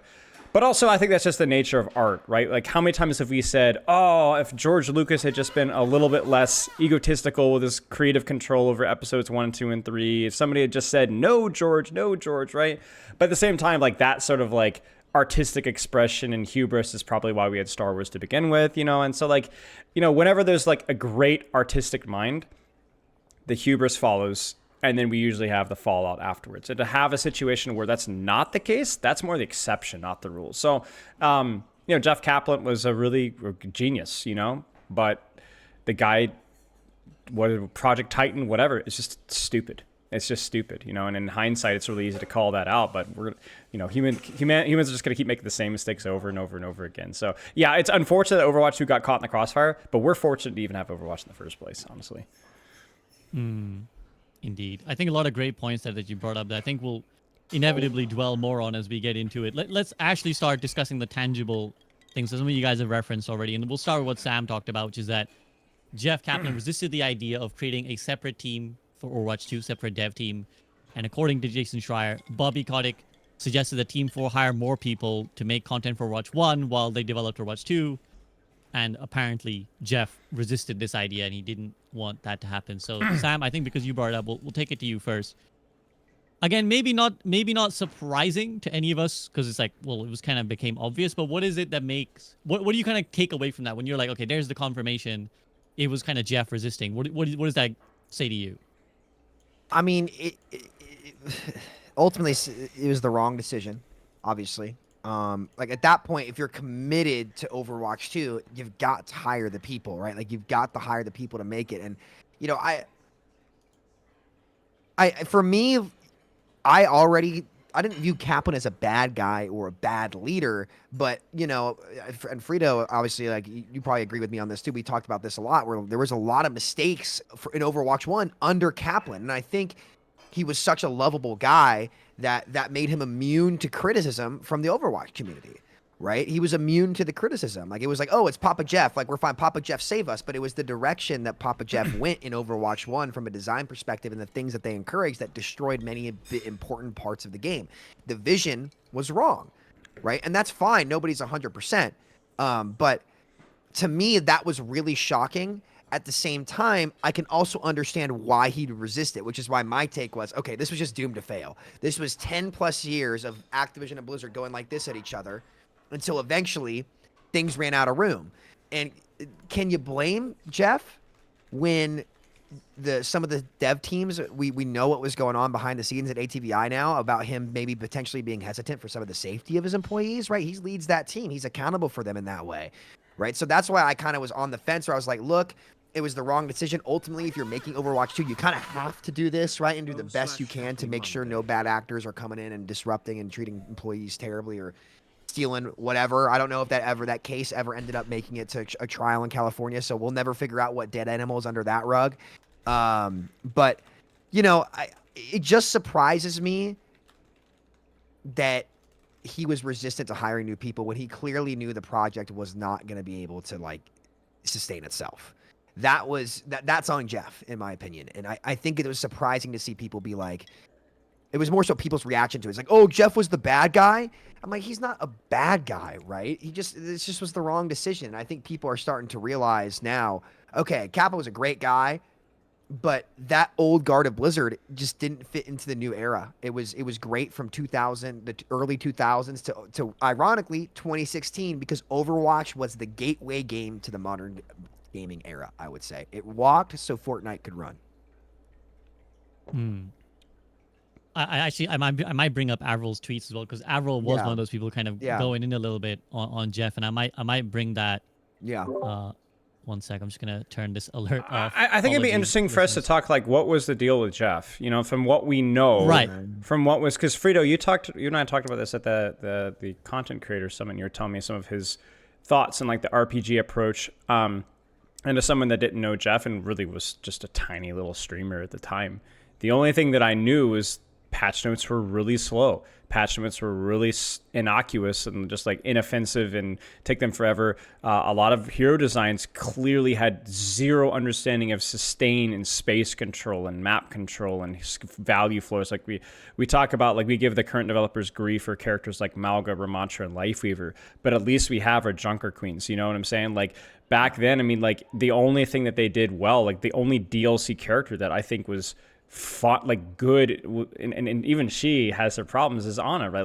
Like yeah, it's Sombra. Like what kind of fever dream is that character, right? Like and you have Sigma and you have Orisa and Bap and Brig and Moira, and it's just like, that's it. Like we got it's like Sam is saying, like that to me is like from the outside perspective, without knowing Jeff as a person or what his identity was, that raises a lot of red flags about like what their design or what their identity of the game was long term, you know. And I maybe Frito can elaborate more here, but yeah, actually, I was going to take it to Frito, because actually, Frito, feel free to chime in on that. Or here's another strand that I was personally interested in getting your perspective on. Is that it's hard sometimes for us to, this is where the hindsight comes in, right? We can look at it now and be like, oh, well, yeah, of course it was a dumb decision. And of course, XYZ was bad. But I'm wondering if you could paint us a picture of what it was like, let's say 2018, 2019 era Overwatch, and maybe what mind space the developers were in when they started making these decisions. Because I think you are someone who has been there from the start, who's been really good at documenting and tracking what's been going on with Overwatch, and has always had kind of a good read on the developer side of things. And obviously, I know you've had your own complicated relationship with Jeff personally. So like, paint us a picture if you can. What was it like in that time when they were making these decisions? Well, I'd say even before that, honestly. Like, so I felt like I clued into it pretty early. And the thing to remember about this is the entire different perception of Blizzard as a company in the launch era years of Overwatch, and how much power not just the company had, but Jeff would have had and his team after turning around what was a failure into one of the greatest successes of all time. So not only were they already beginning at a stage of confidence, just thinking, give us enough time and we will produce a masterpiece. They already thought that to begin with. They did, right? And they made one of the greatest games. You know, Sam loves to bring up the Game of the Year shooter game, which has yet to be replicated and maybe never will. Like, it shook the gaming landscape. The charm that this game had, I can't even compare it to anything. Like, the closest thing I can do is, like, I don't know, like everyone says Elden Ring was amazing, right? I haven't played it, but the same kind of mystique of like, every gamer should admit this, that it's great. The thing with Overwatch is that it brought in players from every strand of gaming, because at some point someone played COD, at some point someone played World of Warcraft. Like, every type of gamer wanted to play Overwatch, which was a very rare thing for a multiplayer game. So they were balancing these different hats, and so they had emboldened confidence that they knew best, okay?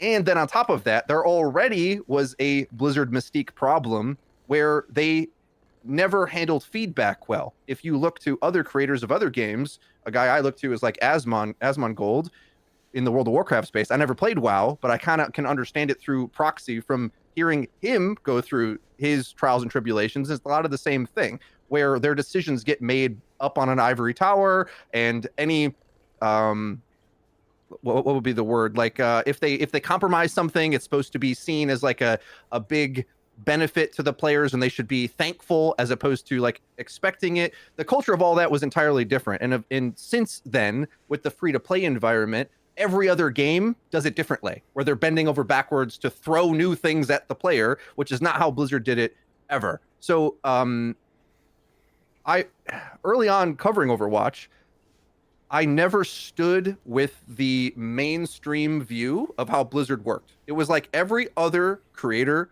journalist, anyone went to events to ask questions, they all were very pat the devs on the back and, oh my god, this is so amazing, every question was a softball. And I stood out as the one neurodivergent hero in the community, okay? That was like just autistic enough to ask dumbass questions like power creep, Do you care? Do you care about this?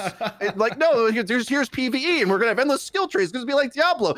Yeah, but right now, the game, you're like kind of like ignoring it, aren't you? It's like, well, no, we'll get to that eventually. And they sort of like the air. It's like they floated amongst everyone else. And you look to other content creators talk about this too, that were around in that era. That like, when you go to Blizzard campus, then, I mean, that's an effect we will never see again, okay? Being on Blizzard campus in that era, it was like, I swear these guys had magical auras that not just anyone visiting would observe, the other employees would. So, we talk about the lawsuit, and the thing I always try to point out is like, the lawsuit is a symptom of a greater problem, okay? The egos that are powerful enough to enact those abuses also did 100 or thousands of other knock-on effects that like struggled within the company. Because how else could you have such blatant mismanagement, right? Like, how else can that exist? Only with that kind of power and inflated sense of worth and whatnot. So I feel like I said probably a lot in a bunch of different areas. I'm not sure if I completely answered the question, but it's just like, that's like the vibe. That's where I want to put the first pin here. It's just like, you can't imagine how different the vibe was then and how weird it would be to even ask them a hard question at all. That's where I entered it, like 2017, let's say, and on. And I'm trying to remember exactly. I think roll queue was 3 years in, if I recall correctly, or halfway through. 2019, yeah. So yeah, about 3.5 years. I like that as a benchmark, because that's something that a good percentage, maybe not all, but a good percentage of the competitive community especially felt was required for the game. And it took that long for them to like really consider it. So everything felt that way to me, where it was a day late, $1 short. They weren't really putting a full effort. And most people weren't calling them on it at the time until it reached a critical mass, right? They kind of were able to... Can I interject really? This is just an oddball question, but what did they do? Where were the resources put? Because we look at it now. I love this question. Because I'm curious. I actually know. Okay. Because it was leaked to me as early as 2017, I'm pretty sure. I'm old man, don't have my hair. But they were thinking about Overwatch 2 basically immediately, okay? So Jeff was stuck in the idea of the box product model with a generous business model, and anything that sounds or smelled similar to Kotick's Call of Duty plan, which perhaps even the split team idea would have been logistically correct, artistically, he was against it like fully. That's how he would react. And judging based on his interactions to anything similar to this, I mean, like, I once paid him a compliment. I'm not going to say like how he responded, but the way he responded told me exactly about what his principles were as a creative person. Like, I gave him a compliment that he was insulted by deeply, okay? I'm not going to say what it was, but the vibe I got was like, his priorities are the art form, okay? And so even if it's a good idea, it's going to go against his foundational beliefs on how Blizzard should operate, how he should make games, what's the best way to do it, and like where his priorities are. I'm getting a little jacked off this 5-hour energy shot I took, and I'm like, hold on a sec. Have I talked for 30 minutes? How long has this been? I don't know about you guys. This is incredible. This is juicy. Yeah, no, this was beautiful. This was exactly kind of what I was looking for as your insight. And this is exactly what is great, and where you provide so much value in a way that I think a lot of current creators cannot, because sadly, a lot of people have moved on from Overwatch, especially a lot of the early big creators have moved on from Overwatch and, are on to other pastures greener. Frida remains one of the stalwarts who's kind of there in the opening and still is here now to kind of document and track this. So I think that's really valuable and insightful. And before I let Frida keep going, because I think he would just be a treasure trove of more of these insights, I want to get, Spilo's going to ask this question. Sam, you were also around in the early days, not perhaps as intimately involved with the devs as Frida was at the time, but does this kind of remind you as well? I think it's hard for us now to even remember that this was what it was like, because it's this is pre-COVID, right? It's literally like an era before. We can't even remember it. Different era. But the devs were so different. And like now, when we think about the news of like, well, Jeff was like, no, thanks. We don't need a separate team. We can do this. It kind of makes more sense, doesn't it? It kind of like adds up. You're like, yeah, well, these guys thought they could do anything. And not even in a negative way. I'm not even dissing them. I'm not even being like they were dickheads for believing this. But they had achieved so much that they were like, yeah, we can do this. I mean, look, you win the Super Bowl, and of course you're going to be confident that you can win a championship again. right? I think that's imperative to actually being able to build something great is self-confidence. I tell people this all the time. It's like, if you don't believe in yourself that you can do something, how do you ever think that you're going to do it? I think that's a fundamental factor of life, that if you want to build something great, you got to have the confidence and belief in yourself that you can, or else what the hell are you doing with your time? Why are you stepping on the court if you can't think you don't think you can win? So it was definitely very, very different. I think as well, it wasn't just on them, because sometimes shit ain't fair and the ball doesn't bounce your way. The gaming industry shifted around them because of what they created, right? And there was a big balloon coming, because at that point in time, gaming was not mainstream. Really, Overwatch was the first game, and this is why I call it the gateway game, that kind of became mainstream. Like, you had the Dallas Mavericks ad. I don't know if you guys remember that, with Dirk in it, from 2016, where they were doing play of the games, hitting shots, right? Like that. No game had done that. Which is why I say, like, Overwatch put air in the balloon that Fortnite ended up popping. And that's because Fortnite adapted to the modern model. They really created the modern model of the gaming industry. And we were just at a turning point where, to be frank, the old school model of Kaplan and those guys, just like everything in life, it ran its course. Like, the world changed around them, and they did not adapt to the world, because why would they? Everything they'd done had worked at that point. So I can understand where it comes from, but it was very, very different. The patches never came out. There wasn't any sense of urgency, it felt like, to really address the core issues in the game. And the reason why it got more and more noticeable is because they kept, like Spilo said, adding more and more problematic designs. And, like, the more sandbags you stack on the scale, eventually that weight's going to break. And so when we got 2019, 2020, it was kind of at that. In my opinion, I think that breaking point was GOATS meta. I think that kind of was the point where it was like, all right, this is too much. It was a nail in Bobby Kotick's balloon too. That was his baby. They killed it. Yeah, it was. It killed it. And, like, look, I think asking 20 mil for a team off the rip is ridiculous, and that was definitely way too high of a price point. But who knows what would happen right now if the DPS players that were, getting paid $300K a year could actually play the DPS role. Overwatch could have looked more like a CS:GO or something like that, or a Valorant. Who knows? I mean, I'm not going to claim to know on that, but there definitely was a very different culture around the game. And, Jeff was untouchable, really, and for good reason. Dino Flash videos, I think, really were what did it. That was still some of the most brilliant video editing I've ever seen to this day. And I like Kaplan too, but, there were come 2019, 2020, I think there were only a couple creators, I would say, that would really challenge, what was being said head on. I think it was mostly me and Frito, like, directly, at least in feedback to them. There was a time where they were very active in the creator Discord, like in 2019, 2020. And, there was definitely, I definitely see what Frito was saying about, Frito was the one who started it. Like, you were the first people to ask the hard questions. I remember they were 90% of the cast have been buffed, and you were trying to get them to talk about power creep. They're like, it's not affecting the game. And we're like, player perception issue. Yeah. I should get it tattooed on my arm, I think. Yeah, player it's a player perception issue that 90% of the cast has been buffed over time, and all these other things that happen, and it's it was a lot. This is maybe a good point to segue then, because we've talked about, like, the resisting the decision and, like, the atmosphere of the devs at the time. Yeah. Might be a good point to kind of actually dwell on how we view Jeff's legacy now. Like, now we're here, 2024. I actually have to take a second to think about what year it is, because I'm fucking time. People have had swung every which way, right? I think at the time, as you guys alluded to, Jeff was like a deity, right? He was like above being human, and he deserves a lot of credit, because he did not only did Overwatch set the bar, but he set the bar as, like, what game developers would do. The whole, like, developer update thing, that was Jeff's, like, thing. Yeah. Like, no, after that, it became the expectation. It's kind of like Steve Jobs, right? Like, Steve Jobs for Apple was the guy who, like, came on stage to be like, a CEO is going to tell you what's coming up next. And now we see, like, these really lame, inauthentic versions of CEO companies doing, like, CEOs of companies doing that, right? They come out on stage and they're not charismatic at all, and they don't know how to sell their products, and they just, like, perfunctorily pitch what they've done.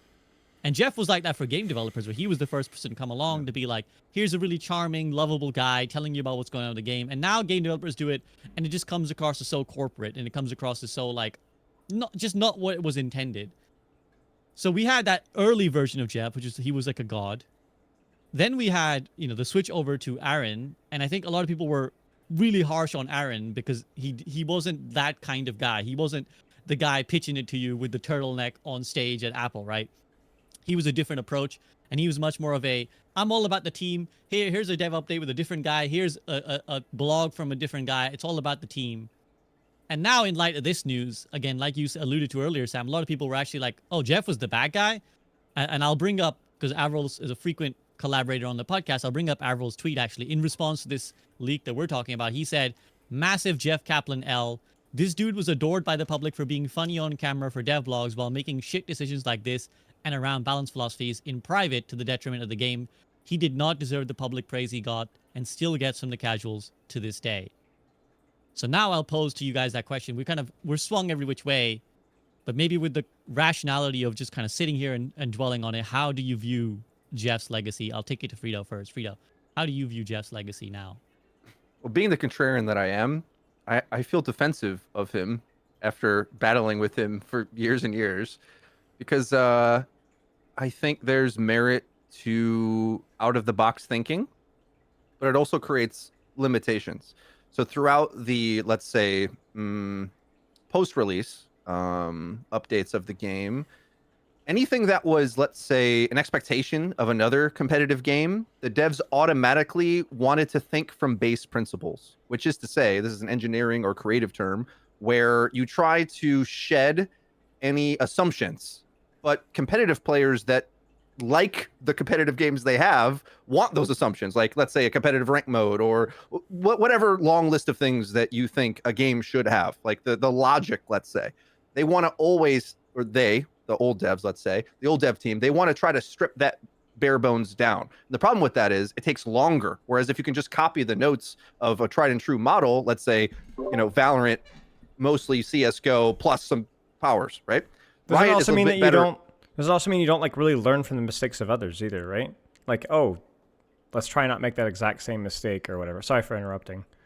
Exactly. You can be more revolutionary, but slower, possibly. And the beauty of that is that I think the suite and the foundation of Overwatch characters feel better than any characters of any game ever, right? Like the number, that's what they focused on first, is the player immersion while piloting the character. And that's hard to produce if you're thinking of things in order to be efficient with the design of we know what works. Whereas with Valorant, it's like, oh, I'm shooting a CSGO gun, now I have a fireball. It's not as revolutionary. Whereas Overwatch is going to be way more broken as a concept, but also way more revolutionary. And well, the base of it was built out, and then now we're just like adding from the notes of the founder, let's say, with the new characters, new models, and all the new twists that the new dev team is doing. But, I credit not just Jeff, but like the rest of the team, and I try to remind the community of this, like any hero that you think has like a foundationally bad design from Overwatch 1 was also the guys or team that made Tracer or whatever character you love at the same time, right? They're the same people, the same devs, the same philosophy, produced the same thing. And the way they thought of it anyway was like expanding the optionality of that expression. They weren't really competitive devs, which is maybe a thing that I said ad nauseum for the 6 years of Overwatch. Is that right? 6 years, right? 2016 to, is my math right? Yeah, Yes, to 2022. I believe so. Now we're at 8. But them not being competitive made them much weaker at the esport of it, but much better at the like bringing in a bigger tent, let's say, of players that could be interested. Like, Mercy's a good example. But so I mourn the loss of Jeff in some ways, because I think the direction of the game now is like just a bit too analytical and competitive, maybe focused now, with losing some of that majesty. They try to inject it with crazy game modes and whatnot, but it's going to be tough for another game to come out and do this, because you need the resources to commit like Jeff was able to do. It's like it's a rare thing, because most other companies, I think, when they look at maybe to their detriment, like a different analogy might be to Concord, which was like a hollow shell of all of these ideas, right? Like that's like the difference. There's Overwatch here and Concord here. So that's all you need to know about the differences of allowing your dev team to cook and take risks. Spilo, in fact, that was something that I was noticing. I was listening to your breakdown of the patch notes earlier, and you were kind of like, you know what, let these guys cook. I'm willing to let them cook here on like the Sombra chases and stuff. Do you feel like there is that expression? There is that like kind of out of the box thinking that Jeff left behind? And again, how do you view Jeff's legacy now? I think it's a little too. I mean, Avril's a very. He'll say it, speak it as it is. You know, he's not afraid to speak his mind. But I do think that like there is. First off, there's a little bit of ignorance on my end. You know, I feel like I need to at least read the book in full before I give my full opinion on things. But from what I understand and what I know, I think that like Jeff Kaplan definitely strikes me as like the stereotypical successful artist, right? Very intelligent. Like what Frida was saying, the hero design team, the game design team, they came out with Brig, but they also made Tracer, right? They came up with Genji. It's the same people. They wanted something, I assume, something super unique, without really a lot of concern. Again, as Frida was saying, about the competitive aspect of that. And I think that's kind of like maybe the downfall there is it's not the fact that they made mistakes. That was never my problem with Overwatch at the time. The problem is that there was never ever not learning from the mistakes, but never even fixing or adjusting or tweaking. Oh, you know, we cooked a little, that wasn't right. Let's try and make some they just didn't care. Part of that was, I think, due to their competitive vision for the game, which was nothing. They didn't have a competitive vision for the game. And part of it might have also been some of the hubris of just, hey, we're wildly successful. It's a player perception problem, right? So it's a little bit of ego and a little bit of like, well, we just don't think that we care if it's balanced or not. Which I think both of those are mistakes. I think that like you can have a game that is focused not as much on the competitive aspect, but you do have to at least deal with the lowest common denominator there, especially in the realm of our gaming nowadays. Like everything has to at least somewhat consider balance. And so nowadays, I think that like, yeah, we're definitely more aware of balance and design, and everybody's an armchair design expert. No, again, I know the irony of me saying that. But I do think like, I don't know. For me, I feel like any of the loss of the charm, not to beat a dead horse, and I really don't want to talk about this anymore, is more to do with the fact that the story has just stalled so much. I think that if you look at like the charm of Overwatch being lost, I think the characters are just as interesting on paper. Characters like Idiari, characters like Lifeweaver, the hero design, the backstories, like they're well developed, they're very well drawn, they're well designed, they're cool to look at. Even characters I don't like, right? Ramatra, for crying out loud. We don't really go anywhere or do anything with them, so that charm feels lost. So I think in terms of the current design team that we have now, I think they're doing a phenomenal job, just as good as they've ever done in terms of how the game feels, in terms of charm, in terms of balance, whatever. I think the loss comes from maybe the free-to-play feel of the game now. And then I think that's where maybe Jeff Kaplan was right? And I think that seems like he's very defensive about, I don't want this to be a COD game, so he writes off everything that is associated with the Call of Duty aspects, even the good. So he throws out the baby with the bathwater, right? But I understand like the feel that like everything just becomes new skin generator, and everything is all about like what's going to sell more skins and more skins, and we don't care about the PvE and I think like that's kind of like where the real crime of Overwatch 2 maybe has been. But in terms of the legacy of Jeff, I guess to wrap it up is like I think that he was, from what I understand, a really, really intelligent guy, and who failed just because he just didn't. Maybe he believed a little bit too much in the hype, or just needed somebody. He needed something to convince him that, hey, this is a great product. Let's do something with this. But I guess as long as Project Titan was kind of luring in the back of his mind, maybe that just was never going to happen. He just didn't care enough about that specific aspect, because he was already on a PvE. You know, the PvP was like, he didn't care. You know, he just didn't really care about that.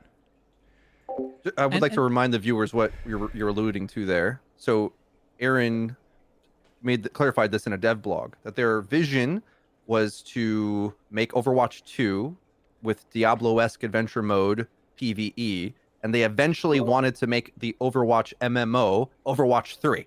That was always their trajectory. So it was like this, and this is Jeff's plan basically. Like when Aaron says this, he's kind of like, Jeff thought that this was a good idea to over leverage us, so we kind of know the full circle plan here. Like they wanted to make Titan again. That's the whole point. Like they really just want to make the MMO. Like we accidentally made an FPS, but we want the MMO. And well, too many things. And not to like beat on this dead horse either, but do you guys remember the Overwatch 2 like trailer, like the initial day? And remember how everyone was like, what is this? What is Overwatch 2? Nobody even knew, and they just like refused to clarify, refused to elaborate for like months, and nobody knew what it was about or what it was, or like, was it PvE or PvP? Is it a new game? And it's like, that kind of stuff was just like so weird. But yeah, that's a different story for another day. It's something Jason doesn't really highlight that I wish he did, which I think most of the community has. But they knew they were canceling the PvE or downscaling it, well before they told us that. So that to me is the big crime. Like a lot of these other things that is in Jason's book, the Overwatch community knows more in depth because we've been already researching leaks and putting the math together. So it more so just validates what we already knew.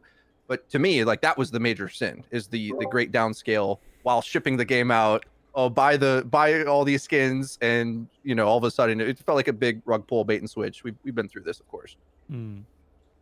Yeah, and I was exactly, Frida went exactly where I was going to go, which is that the central error of Overwatch was the perpetual desire to return to Titan. But I want to pick up on something that Spilo talked about there with the free-to-play model, and Sam, I'm going to bring it to you on this one, because you know, we were there for years, right? We were there for years trying to break down what the hell Overwatch 2 was going to be, right? I remember being on so many podcasts where we would get some shred of news or some idea of what to speculate on, and we'd be like, oh, maybe they're going to do it like this, maybe they're going to do it like that. And we were there kind of begging for Overwatch to go free to play. And of course, the irony is that Overwatch also pioneered loot boxes. Another thing that we all kind of forget is that Overwatch was kind of the progenitor of a potentially scummy practice that would go on to become even scummier in the form of loot boxes.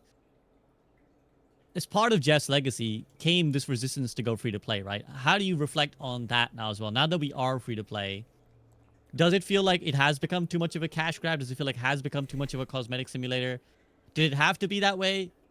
Or maybe was there some world where Jeff's idea of another box game could have worked? Like, how do you view it?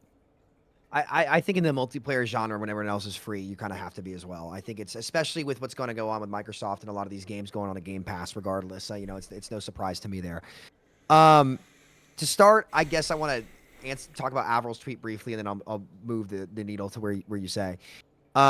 Look, my opinion on Jeff hasn't changed at all. You know, I directly asked him this in 2020. I think he was a great guy, but the vision was wrong. And it wasn't because he didn't know. It was intentional. I directly asked him this in a Q&A in 2020 in the creator Discord. I said, hey, do these problematic designs, like, do you plan to address these heroes with like unfair skill to reward curves? They're not making the game different. Like they're replacing what was good. And he said that by design, while it is the same people that made Genji and Tracer, that they wanted to have a complicated game at first and make it easier over time. This is what they wanted to do. That's why it was left the way it was. And that is a complete failure and not a lack of understanding of what the competitive gaming space was. And how do you expect World of Warcraft devs to understand the FPS, the modern first-person shooter genre? And it's because they accidentally made a masterpiece. And to that credit, I'm going to give Aaron credit over Jeff. Aaron has responded to this stuff a lot better than Jeff has. Now, he does have the benefit of hindsight, and, you know, kind of getting humbled a little bit by what they were doing. And so to give Aaron credit and the current team credit, they're completely different. They do understand this a lot better. So, as for Sam, Jeff... Yeah. What does that even mean? Like, make it easier over time? Did he ever elaborate on that? Brig is what it means.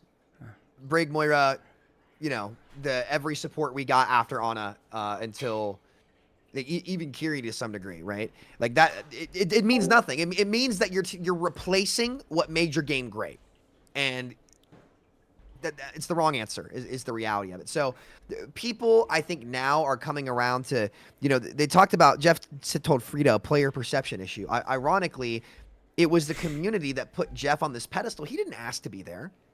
He was just doing his job, right? And so, like, you know, I always saw him as human. And I think what's happened now is reality has set in for a lot of people. We're like, oh, wow, wait, Jeff was human. Okay. I still think he's a great guy. I still think he's probably a good leader and a good team lead. All they needed was to accept the different design decisions. And I think for me as well, it hadn't really changed what I thought about him, because ultimately, like, there's so many moving parts going on at that company with everything going on. There's a lot of things that you can't necessarily, you can understand where he came from, but also acknowledge that some of the things were the wrong decisions. So to me, it doesn't change what I thought about him. They still created Overwatch 1. They still did a lot of these things today. Creating something is very difficult to do, and it's a different skill set from being able to manage something to completely separate things. And while they were brilliant creators, brilliant, when it comes to actually maintaining it, they had the wrong vision. SB, give me a lead to where you wanted me to take this now. Yeah, just about the free-to-play model and whether that Free-to-play, has okay. worked in hindsight. I think it has, honestly. Like, I know some people don't like the idea of like what the skins are and you know how expensive they are. I just don't buy them if I don't want them personally, and I know that upsets a lot of people because I know a lot of people are into character identity and the skins and stuff, and I do agree they're definitely pricey. But I don't think that's made the game kind of lose its soul. I understand. I think it's kind of a necessary evil for this mod. I don't even want to necessarily want to say evil because you don't have to buy the skins. I think Overwatch 1 was incredibly generous with their loot boxes and what they were doing and how they were selling stuff. And the reality I think is, what. Sorry to interject. I think what people feel now is that it's only about the skins. It's not. I don't think it's that anyone would have a problem with the skins. I feel like the complaint is that there's an overemphasis on only selling cosmetics to the detriment of actual content. There was a massive merger, the biggest acquisition in gaming history. The team's bouncing back from, you know, essentially, and let's just be blunt about this at this point, like releasing an inferior version of the original game in terms of like the borders, in terms of like the comp system at first. Like, it took time to get a lot of the systems back to where they are now, which they've done a good job of doing. So like they've just got to dig out of the hole for a bit and start trying new things, which you're starting to see them do with like the new Halloween. Listen, the Halloween events are new now. They recycled the same ones for 4 years, right? You know, like that. So to me, I think that in a way, this time it kind of is a player perception issue where, like, you know, myself included, like it's hard to shed the perception of what happened with Overwatch 2 if you're an Overwatch fan. It's hard, like, and this is why I say they've got to drop the 2 branding. They got to reboot the game, like reboot everything, like start over. Like, I don't think this current dev team deserves the blunder of the 2 on the branding. I don't think they do. I think that they would be viewed in a much more positive light from the players and an outside gaming industry if they were to drop that branding, because why the hell is it there at this point? And, you know, we were starting to look at like the real hard facts as to the new stuff that they're adding. The old team did not make new events. Post Retribution, they were all bad. Storm Rising was terrible. It was super underwhelming, right? I remember being really mad about it. Be like, yo, like, what the hell's going on? The PvE mission that came out was the same one, Frito, we played at BlizzCon in 2019. It didn't change. It was the exact same thing that you and I sat down and played. It was the same. It had less, because remember, we were looting chests and stuff in 2019. What remember PvE that? We experience were like, did Jeff Kaplan have, like that team? Like, what PvE stuff have they done previous? They did the first Junkenstein, which was amazing. They did the They were the Uprising WoW event. guys. Yeah, Yeah, importantly, I was gonna say that. Yeah. Wow. Yeah. Wow. That was the PV. Like Jeff. Oh yeah. In Okay. WoW, Jeff in WoW is like designed what was It one of the felt most like beloved quest lines, where it's like you got to search for like these journal entries all across, and it's like a bazillion pages. So yeah, they It felt like an made awesome MMO. WoW shit. It felt like MMO PvE. Now that I'm thinking about it, you know, like all the brainless mobs and just go, dude. Overwatch PvE. We've had this conversation. It's so cheeks. So like, I don't know what the final product, not the final product, but like the moving up product. But I don't think there's. It's just terrible. Like I wonder how much of the PvE failure was like due to also just the quality of the product that they were working on, whether it was internalized testing or whatever. Just being like, wow, people are not going to want to play this. Like, this is just actually bad. Like, I cannot think of like an actual, like everyone's like, oh no, but that was actually good. No, it wasn't. It was like, it was decent. You liked it because like, I got to play my Overwatch characters. It was good enough. Compare that to literally any other PvE game. Overwatch has never had anything that's even remotely competitive. fair. And if the stuff behind the scenes was anywhere close to reflective of that quality, no wonder it flopped. I'll let Sam finish his thought, and then we'll move to. Sorry this for Yeah, topic. no, Go ahead, Sam. no, you're good. That's pretty much it. I mean, you know, I think that Overwatch's free-to-play model is much more fair than other games, just like its loot box model was much more fair. And I challenge people to look past that a little bit as to what's in the space right now and really evaluate. I don't think it's that bad. I don't think it's lost its soul as much because of free-to-play. I think there's other things that we could talk about all day, but I don't think that getting... And by the way, 100 million players in how many months logged in? It's not the monthly active users. Overwatch 1, that's double Overwatch 1. That's double it, almost. So it's ridiculous. I'm going to go to the restroom real quick. You guys take it from there. Cool. I'll ask Frida if he has any more thoughts unexpressed on this section of like kind of Jeff and the transition and the legacy before we move on to talking about like PvE kind of stuff. I see a path for Jeff's plan to have worked, but it would have required a lot of other things to be different. So a thing I loved about Jason Schreier speaking about his book is that what he hopes people get from the book is that there isn't. It's all gray, right? It's all nuanced. It's not so easy as just blaming Kotick or Jeff or anything, or Morheim. The book's more about Morheim versus Kotick than Jeff. But of course, as Overwatch players, we care more about our game, caught in the crossfire of that transition. But I think if the right decisions were made, we could have had the best of all worlds, and somehow we caught L's all across the board. Okay, I think if they looked more to Diablo and less of World of Warcraft, then maybe the PvE would have been better. I think if they got a team if they listened to Kotick's idea and had a maintenance team, kind of like the team we have now. Imagine if we had this team maintaining Overwatch 1, and then the original team went off to make the PV. I can see it all in hindsight, but it's easy to be a hindsight Andy and rewrite history. But there's another world where it all works out in Jeff's favor. But what we're left with is a almost backhanded quote as he exits the building. I think he said, "Try to see the world for what it can be," or something like that. Just in lowercase. Yeah, never just accept it for what it is. Always dare to see it for what it could be.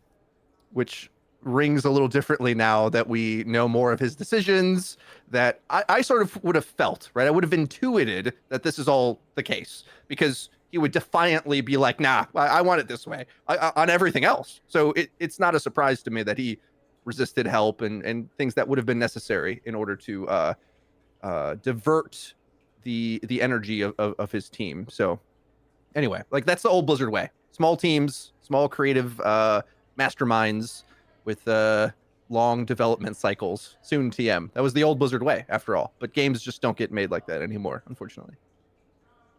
Yeah, and another piece to add to the hindsight nostalgia what if simulator is that obviously we have the Microsoft takeover now. One wonders how that might have affected this whole process had that come much sooner. Had that happened 2016, 2017, let's say Overwatch is released, would that have changed anything? Because it's clear that Bobby Kotick specifically was a big spanner in the works. Now, I will say that Microsoft have not unilaterally covered themselves in any glory. They have come in and also laid off a bunch of developers. And it's likely if they had continued to do that kind of behavior, that Jeff would not have been a huge fan of them either. And we don't know what friction might have come via Microsoft, but it's likely that the personal beef that seems to have occurred, as you're alluding to, Frida, between Morheim and Kaplan and Bobby Kotick, might that have been different? The word I'll say is how many decisions were out of spite, right? Right. My way is just better and I'll show you. And, well, it's not always the smartest way to operate in any decision in life. Right. So that's another what if. And before we actually do move on to PvP, while we're on this vague topic, I'll bring up something that we've kind of talked about long and many times on this podcast. And probably something we, again, was we probably knew this was the thing, but we now know confirmed, which is that an Overwatch 2 series was reportedly in development with Netflix. And Jason Schreier suggests that plans changed after Activision Blizzard sued Netflix in 2020 for poaching its CFO. Fellas, this was one of the most devastating parts, I think, of the leaks, because I think for a while we have all kind of hoped and dreamed that somewhere down the line a show would manifest, and we never really knew exactly what was happening. It was kind of, we're sat there screaming at this wall, surely guys, surely you're gonna make a Netflix show. Surely you've seen how every other major game has been successful. Dota, League, Cyberpunk, The Witcher, they all have Cyberpunk, yeah. Tekken, they all have Netflix series. When is our turn? Castlevania, Yeah. Lara Croft, Lara Croft, yeah. all these so many brands, so many games now have some form of a TV series. When's our turn in the sun? Cuphead. And then we got There's a Cuphead. Cuphead. Sorry. Is there really? Just You're knowing that. joking. Hold on. Cuphead show, man. You're there is, kidding. there You're is. joking. There You're is, there is, joking. there is. Are you kidding me? No, I was trying to think of the there is. most ridiculous ones that I knew, and that's probably up there. That's an indie game. It's got a cartoon, yeah. Is this I've on never watched Netflix it, but I can think of another game with a show that somebody probably still hasn't watched yet. That's Yeah, I know. I mentioned it, but yeah, I'll get to it. I told you when Arcane comes out next month, I'm gonna get a Netflix account and watch everything I've been missing out on. Yeah. But I think we wished for this, and I think it hurts knowing not only was it canceled, but it was canceled for the most stupid and petty reasons possible, which is that Activision sued them for something that's like, surely this is the kind of behavior they do themselves all the time, which is like poach someone or some people getting poached is so common in the industry, surely. So to sue Netflix and stab yourself in the back, in the foot, in the face, wherever you want to call it, it hurts. And how did you receive? I'll take it to Spilo first. How does this, what does this mean for us? Like, where does this leave us? Where does this put us? And what do you think of it? I mean, it sucks. I don't think there's really anything. I don't have anything unique to say. It's just a bummer. It's politics. And I think that's kind of like the key thing. Like, when in doubt, like when there's ever like any question about like, why did you do politics? Usually I think that's usually like, relationships and tension and like Frida was saying, spite and people trying to prove other people wrong or doing something and like good and bad things happen as a result. And that just happened to be a really, really, really, really bad thing that happened. So it sucks. Sam, People how are about petty. you? People are petty. That's true. I think it's simple to say. Unfortunate, Overwatch 2 caught in the collateral. Another example right there, where I guess Overwatch as a franchise is caught in the collateral. It's just there were so many. Like, listen, and I talked to my dad about this, and he's followed the corporate world for a very long time. He's seen a lot of different things. He told me that he never had seen an implosion like what happened at Activision Blizzard, and this leading up to the merger, like it was that big of a disaster from the top down, right? And this is just, Icarus flew too close to the sun. That's it. That's Activision Blizzard's story. They, to their credit, revolutionized gaming. They walked so the modern industry could run from 2000, even maybe before that, all the way up to this era. And that's going to do something to you. And even when talking about Jeff being there, like, guys, he was at the company 19 years. 19 years, man. That's older than some of the Overwatch pros who are the best players in the world right now. 19 years. Right? And that's a long time. And, eventually things fizzle out. And this is just, one of those examples in life where the ball don't bounce your way. I wouldn't put it completely off the table either now, by the way. I think once the dust settles with Microsoft, that might be something that gets revisited because they're definitely looking to expand what they do. And you know what? They would be remiss to ignore the cultural impact that Overwatch has had. And with these collaborations that I know a lot of people hate on sometimes too. K-pop wasn't my cup of tea, but I'm not going to hate on it because I know it's a big thing. Eventually they're going to look at this and say, okay, look at the competitors. What can we do? Because they want to be as competitive as possible. That's why they've kind of laid the foundation for the Microsoft gaming ecosystem, and that's what they want to control. So it's unfortunate, but price you pay sometimes, right? Frito, does it leave the door open now? Like, do you agree with Sam? Like, do we have a chance for something to manifest? And if so, is it still timely? Like, is it too late? Has the hype gone and we've missed the train?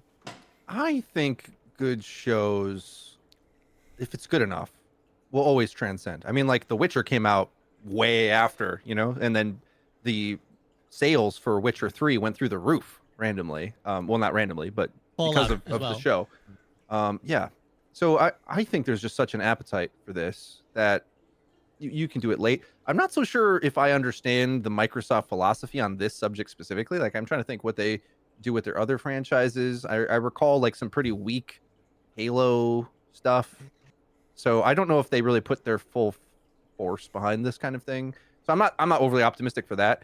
I will say though, it falling through originally, I think makes sense, especially when you look to the catastrophic failure of the China deal. I'm trying to remember who their partner over there was. NetEase.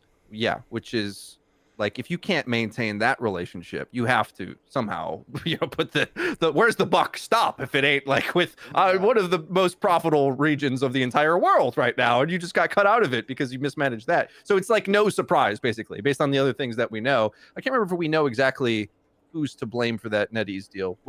They said it was Bobby. They said it was, yeah. The phrase, statement that they released was very vindictive from what I remember. I don't remember the exact wording of it, but it was very much like, oh, this other party refuses to cooperate, and they're like kind of putting themselves like in this awkward position of us. And so, yeah. I wasn't sure if it was him or maybe another guy under him. Let's just say it's like of his, what's the word, cabinet or whatever. Like it's either Bobby or facsimile, whatever. Who cares? That's a similar thing with this whole Netflix thing, and it's the culture that the Activision side, let's say, instituted over Activision Blizzard King. Eventually, the merger of all of this, which is the whole premise of Jason Schreier's book, that it was ruled with an iron fist. So it's like when you do that, you fail to do.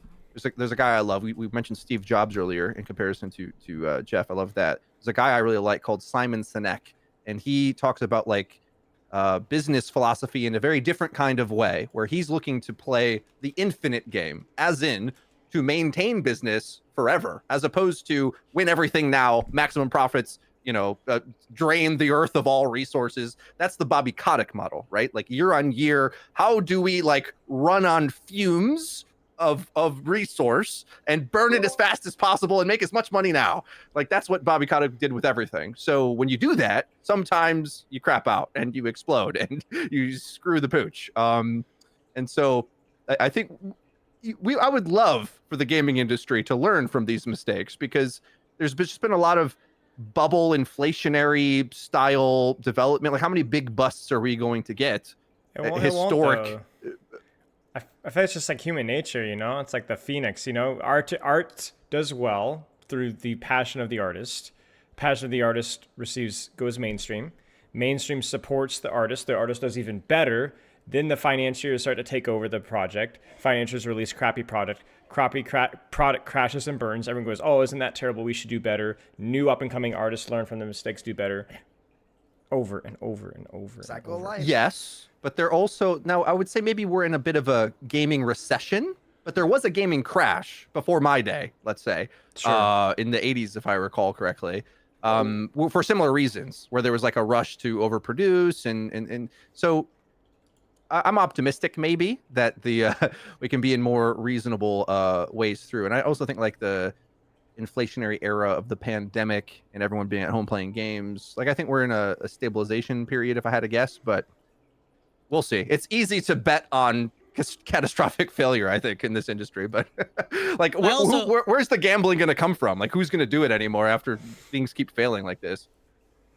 I also think, no shade, guys, a lot of this comes down to corporate American culture. Like I think that we're kind of assuming the path, because that is what corporate America tends to do, is like the whole crash and burn, extract now so that you can show you got growth, your stock prices go up, and then you can cash out as the CEO or whatever, the CFO, you move on to another company, do the same thing, and then whatever happens to the company, who cares? And that's definitely like, and also the way the devs are treated, right? That's like another classic of come in, fire a bunch of people, and say, hey, look, we've cut the fat, we've trimmed the efficiency, and then like over time you start hiring a bunch of people again. Like this has been like the case in American companies for like 30-40 years, like since the 70s or whatever, where it's like fire a bunch of people, then slowly hire a bunch of people, then fire a bunch of people, and all you do is really keep wages low, right? You keep people from earning too many promotions and wage rises, and it keeps the market competitive, right? Like right now, if you look at gaming, for example, it's really hard being a game developer, like trying to get into gaming. And so you're going to take a shittier job. You're going to take a shittier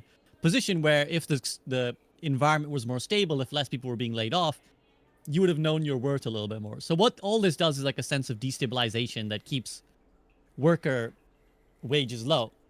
But it doesn't always have to be this way. There are plenty of companies that have demonstrated. They're obviously not at the scale of what Blizzard or, Riot produce. But, Nintendo, for all their faults, do a much better job of this. Like FromSoft is another company I can think of that does a good job. Larian did a good job of this with Baldur's Gate and kind of protecting their employees. So it is possible, but I don't think it's possible for Overwatch, sadly, because it's owned by Microsoft. So I think it's very unlikely that Microsoft sees some sort of moral epiphany and they're like, let's change the way corporate America works. But just wanted to say that I'm not sure that it has to be this way for artists and their art. But anyways, carry on. Frito, your thoughts? I think I'm done on this point. Mm-hmm.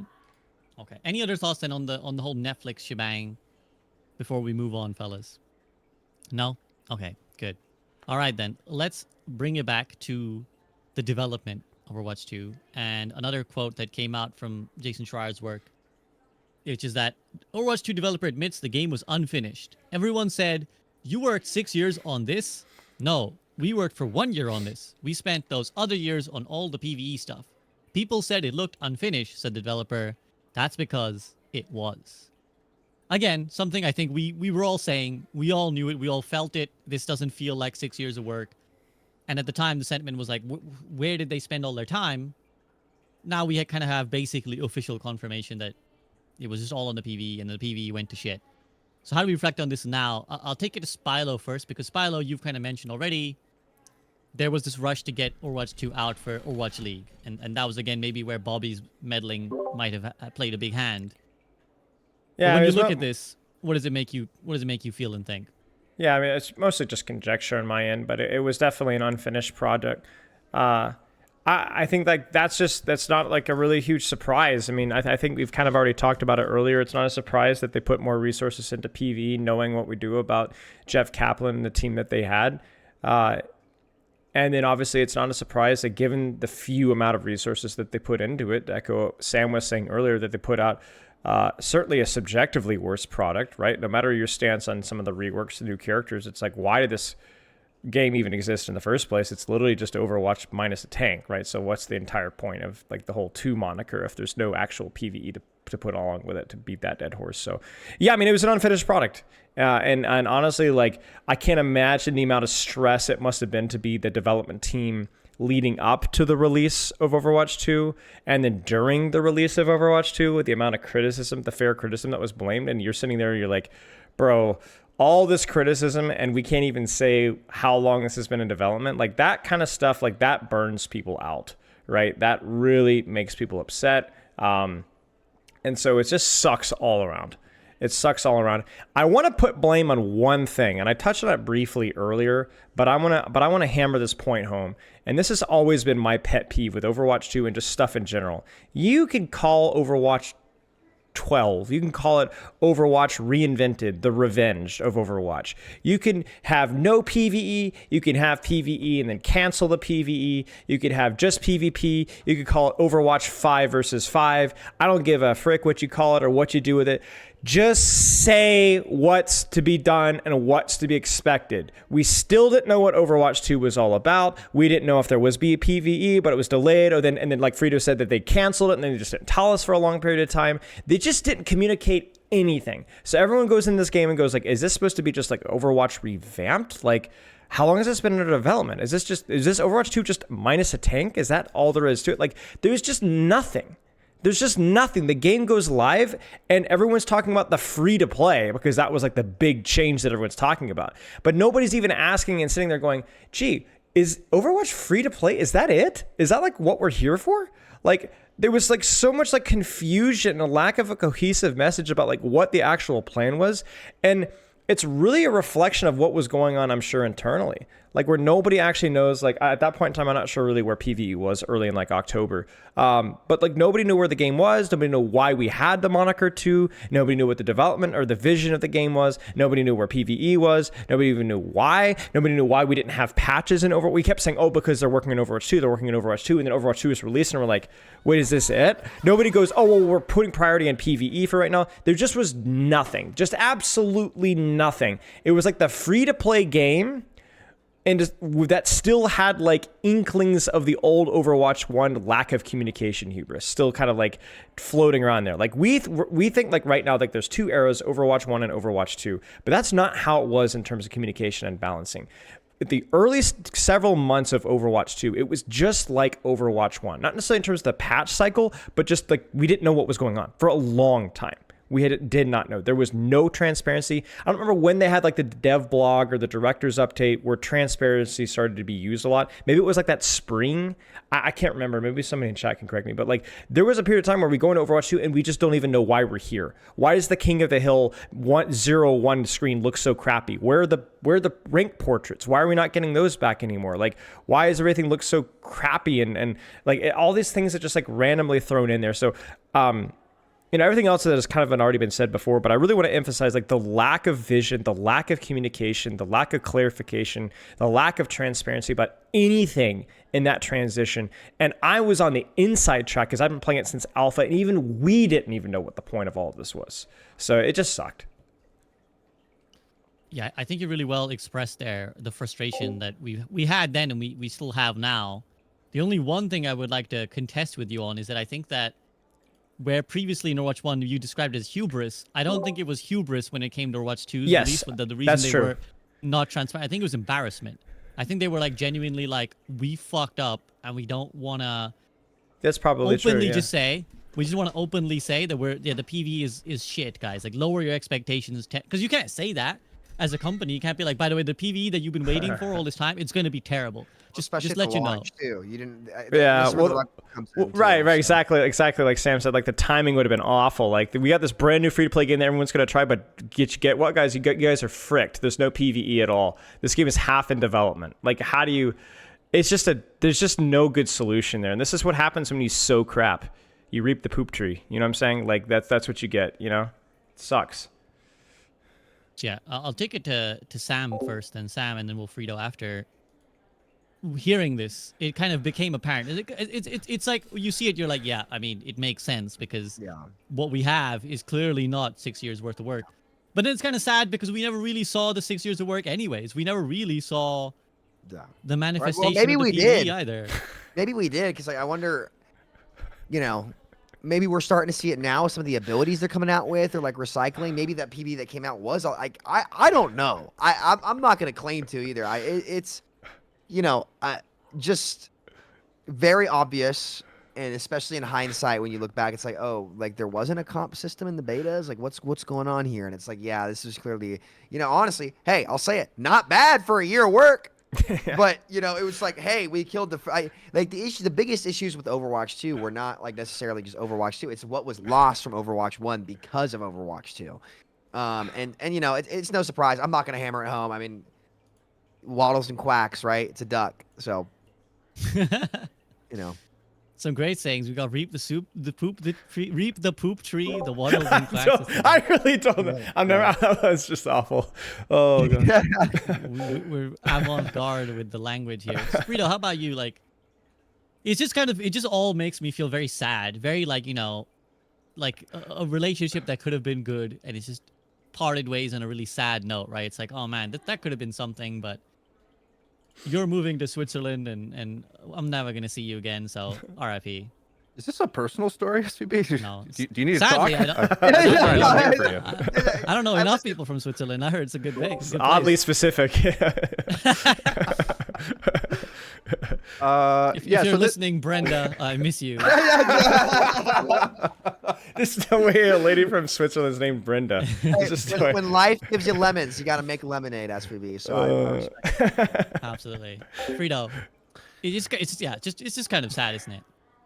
Of the revelations that he's come out with, should be the least surprising one for anyone who's followed this game in particular, because and then maybe I just feel so overcome with this information because the rush to pencils down towards Overwatch League's next cycle, that was revealed long ago by Richard Lewis, another journalist that is fairly unliked by many in our community, but is usually right and was.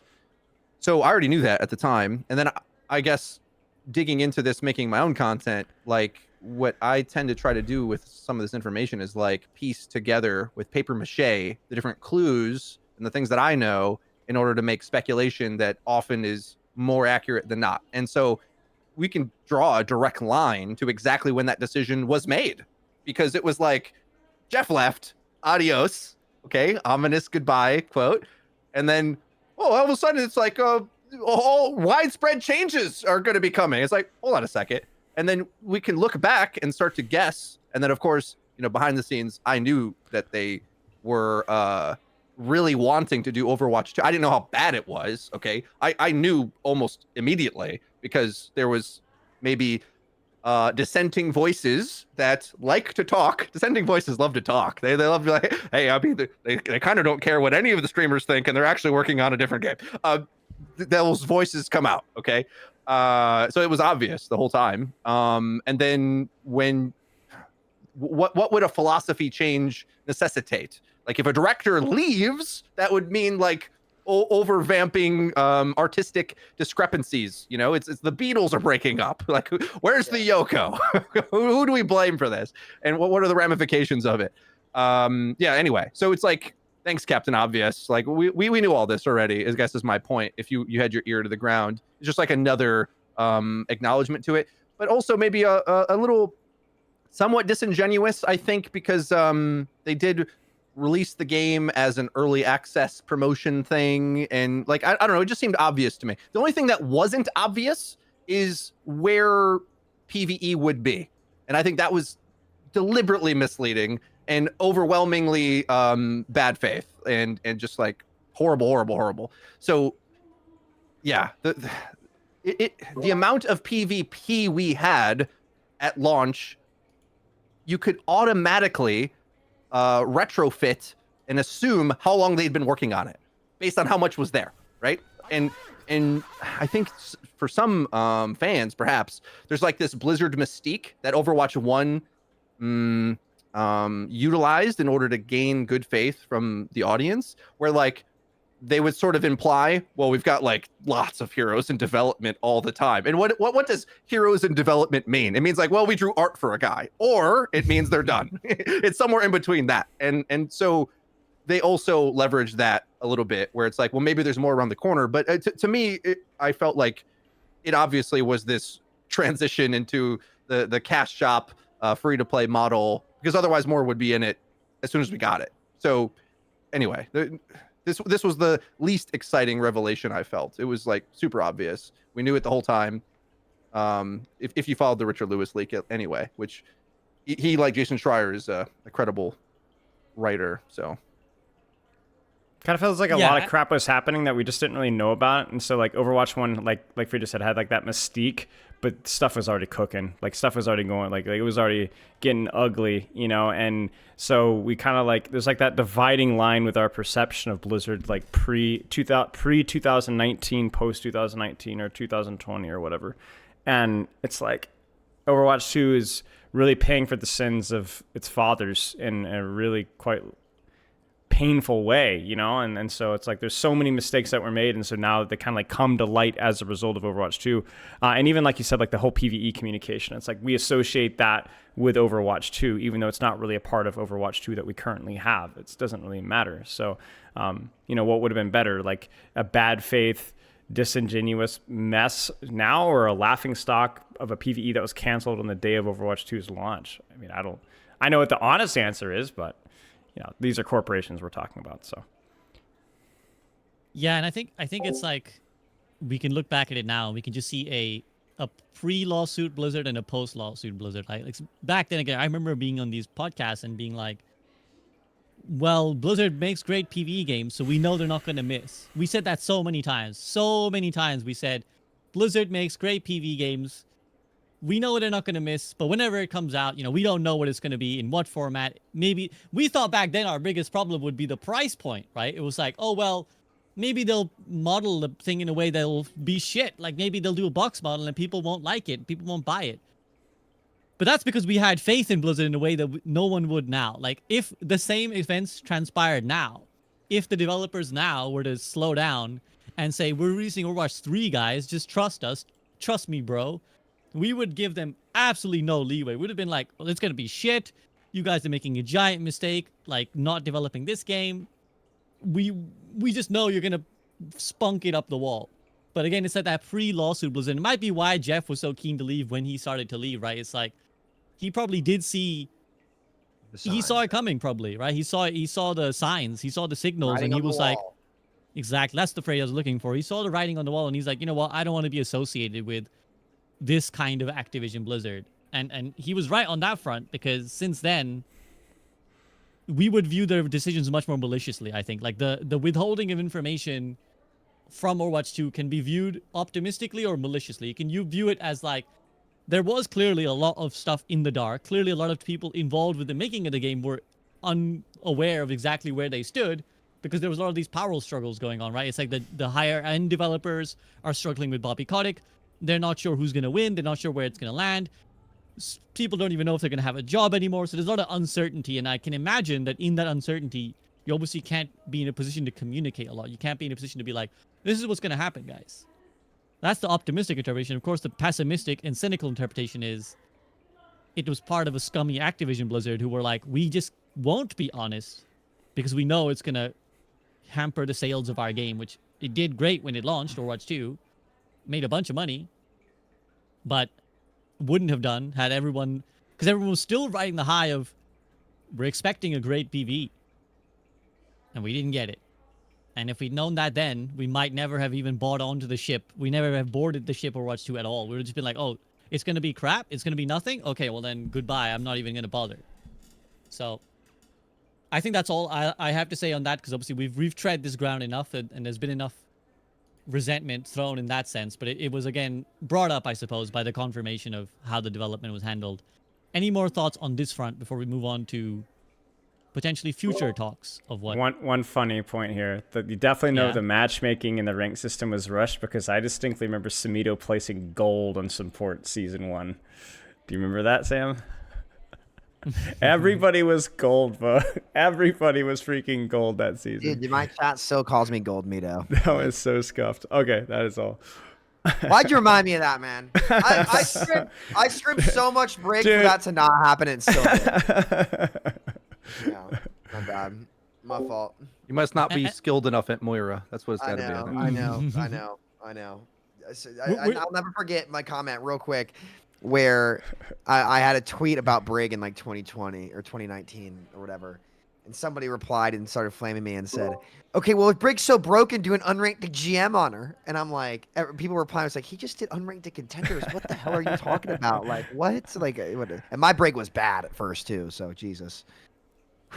Sorry, SVB. No. All I was going to say is that I think we're still in that place, actually, because I think, from what I gather, essentially the devs internally are like a year ahead of us in terms of what test build they're running. So in a way, we never left, basically. When we started that, like, okay, a year ahead of when Overwatch 2 is going to launch, the devs are starting the development on Overwatch 2. And it kind of sucks for them, because they're like, we're in that perpetual cycle now where they're obviously only a year ahead when they could have been, in theory, 6 years ahead or, many years ahead and could have had much more of a grasp on what they wanted to do. Like, wherever we are now, they could have been X amount of years ahead of that. So it sucks, and I think to TLDR it, we all we can do is lament on what could have been. But hey, we could also just appreciate what we did get. We did get a great Overwatch 1. We did get a genre-defining game. We did get some magical years, and now we are where we are. Okay, let's talk then on another piece of news that came out, which is that Blizzard is developing a mobile-based game on Overwatch 2. According to Jason Schreier, Walter Kong is reporting leading new projects, with one of the initiatives being a mobile version of the franchise. This is a mixed bag. Like I think we've talked about this in the past as well, but could be good. Some people are viewing it with a lot of skepticism. Sam, I'll take it to you first. I mean, Is it's this a something I've good talked idea? about the show. I've talked about this on the show for years. I think it's absolutely a good idea. I mean, look, I understand why people in the North American market would look at this and say, "Oh, we don't give a shit about Overwatch Mobile. This is gonna be terrible for the game." But if you look at regions, like if you want to globalize your game, you look at regions like Malaysia. You look at the Asian regions and like games that are big over there. COD Mobile, PUBG Mobile, huge, especially on like Facebook Gaming or I guess whatever it's Meta Gaming now. Well, I guess what it's called, this broadcast over there getting enormous viewership, and even there were a lot of Overwatch creators, I think Frito that you knew too, that actually did pretty well in Facebook gaming as well. It was a pretty big platform. Regions like India, SVB, where South America, you name it, like mobile gaming is huge. 2020 alone, it was 70% of revenue, and that might be because of some specific other games, but the market is massive. Take Minecraft, for example, right? The Bedrock platform, which is the more accessible platform out there, is about like 75% of the player base now. It's massive compared to the original version, which is Java. If you want to get your IP out there, you want to make it a big household name around the world, worldwide, having a mobile platform is essential for accessibility. And that's a big place where the Overwatch IP can grow. Now, is Overwatch as a game going to fit into that genre where you have like a hero shooter? Where Call of Duty, it's pretty simple. You get your guy, you get your gun, you start shooting, right? That's pretty much all it is. Overwatch is going to be a lot harder to adapt to that platform, undoubtedly, and I'm not sure how well it's going to do, but having some form of Overwatch be more accessible to more places in the world isn't a bad thing in my mind. am I the target audience for that? No, and I don't need to be because I already play the game on PC. But I'm sure there's a large amount of people out there in the world that have not had the opportunity to play a game like Overwatch due to accessibility that would have a chance to get into the genre and into the IP that would not have that chance otherwise. Yeah, very reasonable. Spilo, is that how you see it? Yeah, I mean, I see no real major downsides. I don't think it's going to pull any serious development hours away from the main game. I don't think it's going to dilute the pool. I think the development will be probably pretty slow, certainly separate from the main game. One thing that Overwatch definitely has going for it as well, adapting a hero shooter would be a unique challenge to say the least. It certainly has like the personality and the color that I think is really helpful in a mobile game, right? That I think like that's would be make it stand out uniquely amongst its competitors, and the same thing that does to the current live game. But I think that's something that would transfer well over to mobile. So not really experienced in that whole topic, but I mean I don't really see any major downsides. Rito, do you see any potential downsides to doing this? I forget the facts on this. So what exactly did he report? That it's in development? 'Cause Yes, I know there's a bunch of stuff that he said that was canceled. Like there's a long list of Blizzard games that were canceled. Apparently, Walter Kong is reportedly leading new projects, with one of the initiatives being a mobile version of the franchise. As in it's recent, or they've been doing it for years? It sounds like they've been doing it. Yeah. Yeah, I would anticipate it might be a different genre as well. Like that, I think we need to open our minds to what an Overwatch mobile game means. It could be, like there's a quote that I don't know is true or not, but when Bobby Kotick initially saw Overwatch, he reportedly said, "When can I play it on mobile?" So there's always been like the desire to put it on mobile. And I agree with what Spilo said as well. It's like the colorful characters. Like I think one awesome thing about Overwatch is like you can get it to run on low system specs and it still looks good fundamentally because of the silhouettes and just the way the characters look. Like you can pixelate them and they're still, look good and charming and whatnot. The effect is still there. So I could see it going a lot of ways. It's probably a separate team, like it always should have been. So it kind of it's kind of just an offshoot anyway. So it's like unless they start like merging like I don't know Switch and the phones or something like on the same game, that is somewhat doable anyway because like Switch is like barely a Overwatch platform. I think most would agree. That would be my only thing. So I can't really see any issues and possibly just upsides. I would prefer it to be a different genre personally, rather than an Overwatch port, just on phones, like a dumbed down version. Yeah, I didn't think about that. That's a good point. Sam, what have the other games kind of done when they've ported over to mobile? Like, do they? How do they approach it? So I haven't followed it too much, but I mean, from what I saw of COD Mobile, it looked like a standard BR just on the phone, and like just a lot of the shooting mechanics were very different. Like it was very light, but same principle to what you could, to the degree of to which you could do on the phone. There's, I have a couple people in my chat, like even from Ecuador, like the Emilio, who's like played for Team Ecuador, talked about like it's not PUBG Mobile, but it's like inspired from it. That's huge in Latin America. There's a lot of those. So it's imagine the same genre, but like the applications and how you do things obviously have to be very different with the input of a phone. So I wish I could answer I think that that's the better. traditional Activision route. Another one I'll point to. It's a little hard to see in my background, but the three little images are from Doom. Doom did Mighty Doom. It's like this cute little like I don't know what it's called exactly. It's not a rail shooter, but it's like a I don't know. It's like a over the top Galaga type game. It's like one of those like space, almost like a space shooter game. It's not an FPS game, but it's like a horde based thing. Or twin stick. It's sort of like a twin stick, but with on the phone. And it's still got like some of the art in a way, but in a more colorful way. That's like one way that the Doom franchise was ported over to phones. I played it like a bit, and then I don't know. It's a phone game, so I don't really play a lot of phone games. Maybe Hearthstone, but even then, I prefer to play it on the computer personally. If phone games tend to have like a shallowness to them on purpose, like you kind of want it to be easily hop in and outable. Like you don't necessarily want to be grinding a ton of depth in it. You kind of want to be able to just like go in, play for 5 minutes, and then do whatever else you were gonna Yeah. do. So They're not mechanical. A lot of them are like strategy based because there's not much. Yes. There's very limited mechanical expression on a phone. and you probably want a little fair bit of like idling as well. Like idle games are obviously like a huge thing in the mobile platform. Oh, You probably yeah. want you want a fair bit of idling where it's like you can't actively be watching it Yeah. all the time. You kind of want to be able to do a thing, and that's what was great about Hearthstone when I did play it on the phone. Was like you can kind of like when you play battlegrounds, you can like set your turn, do something else, come back like 30-40 seconds later, do another thing, come back, like so. It'll be interesting to see how that develops.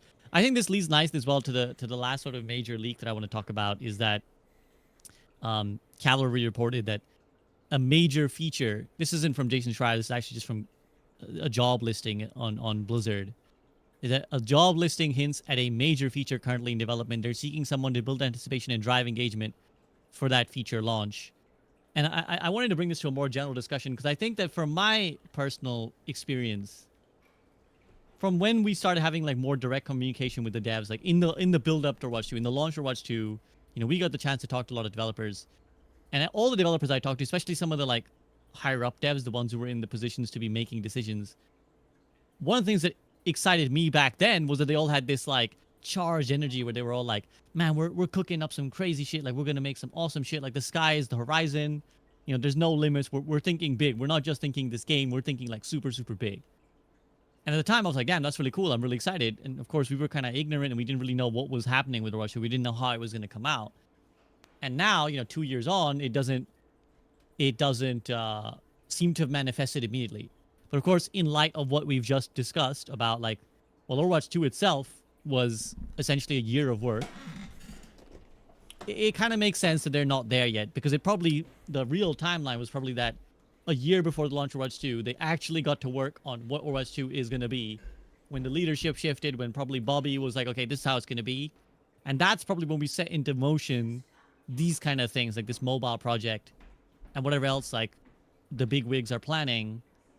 And this is what makes me wonder about this thing, right? Like where they're going to go, like what big scope they might be planning. Maybe another Netflix or some other show is in the scopes. But where else could they go? Like where else feasibly could we see them go for, again, major project in development? Considering that, Microsoft canceled. Wait, project or feature? Feature. Let's say a feature. Major feature. But I think if we piece that with the mobile game, I think what I'm alluding to is just from my own talks to the dev as well. It feels like they're developing many things at once now. Like it's not just some feature. It's not just a mobile game. It's like they're thinking about the whole universe of Overwatch. So I mean, we could talk about the feature first if you want to go like what the major feature could be. If you guys have any inklings, but I'm also interested in hearing about where you think the game could go bigger picture. So do any of you have an inkling of what the major feature could be?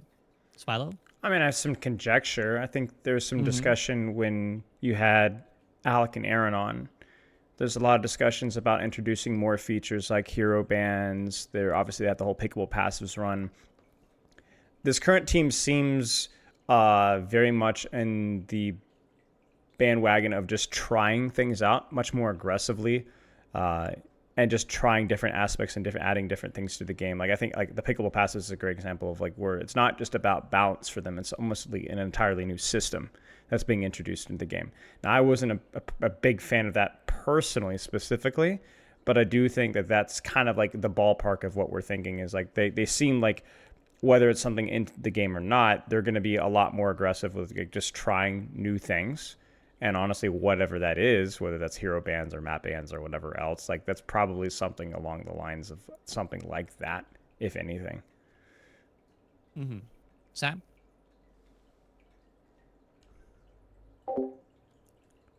He's smiling, audio listeners. He's smiling big. Oh man, how far do I want to go here? Okay, let's start in the realm of reality here. All right, we'll start in reality, then I'll say what I want to do. I would love it to be some kind of map editor. I think that Overwatch has been lacking that for a long time, and community-based content has dominated the multiplayer space for many years now. UEFN has been insanely successful, in my opinion, in terms of retaining player counts and monthly active users. Roblox has absolutely killed it.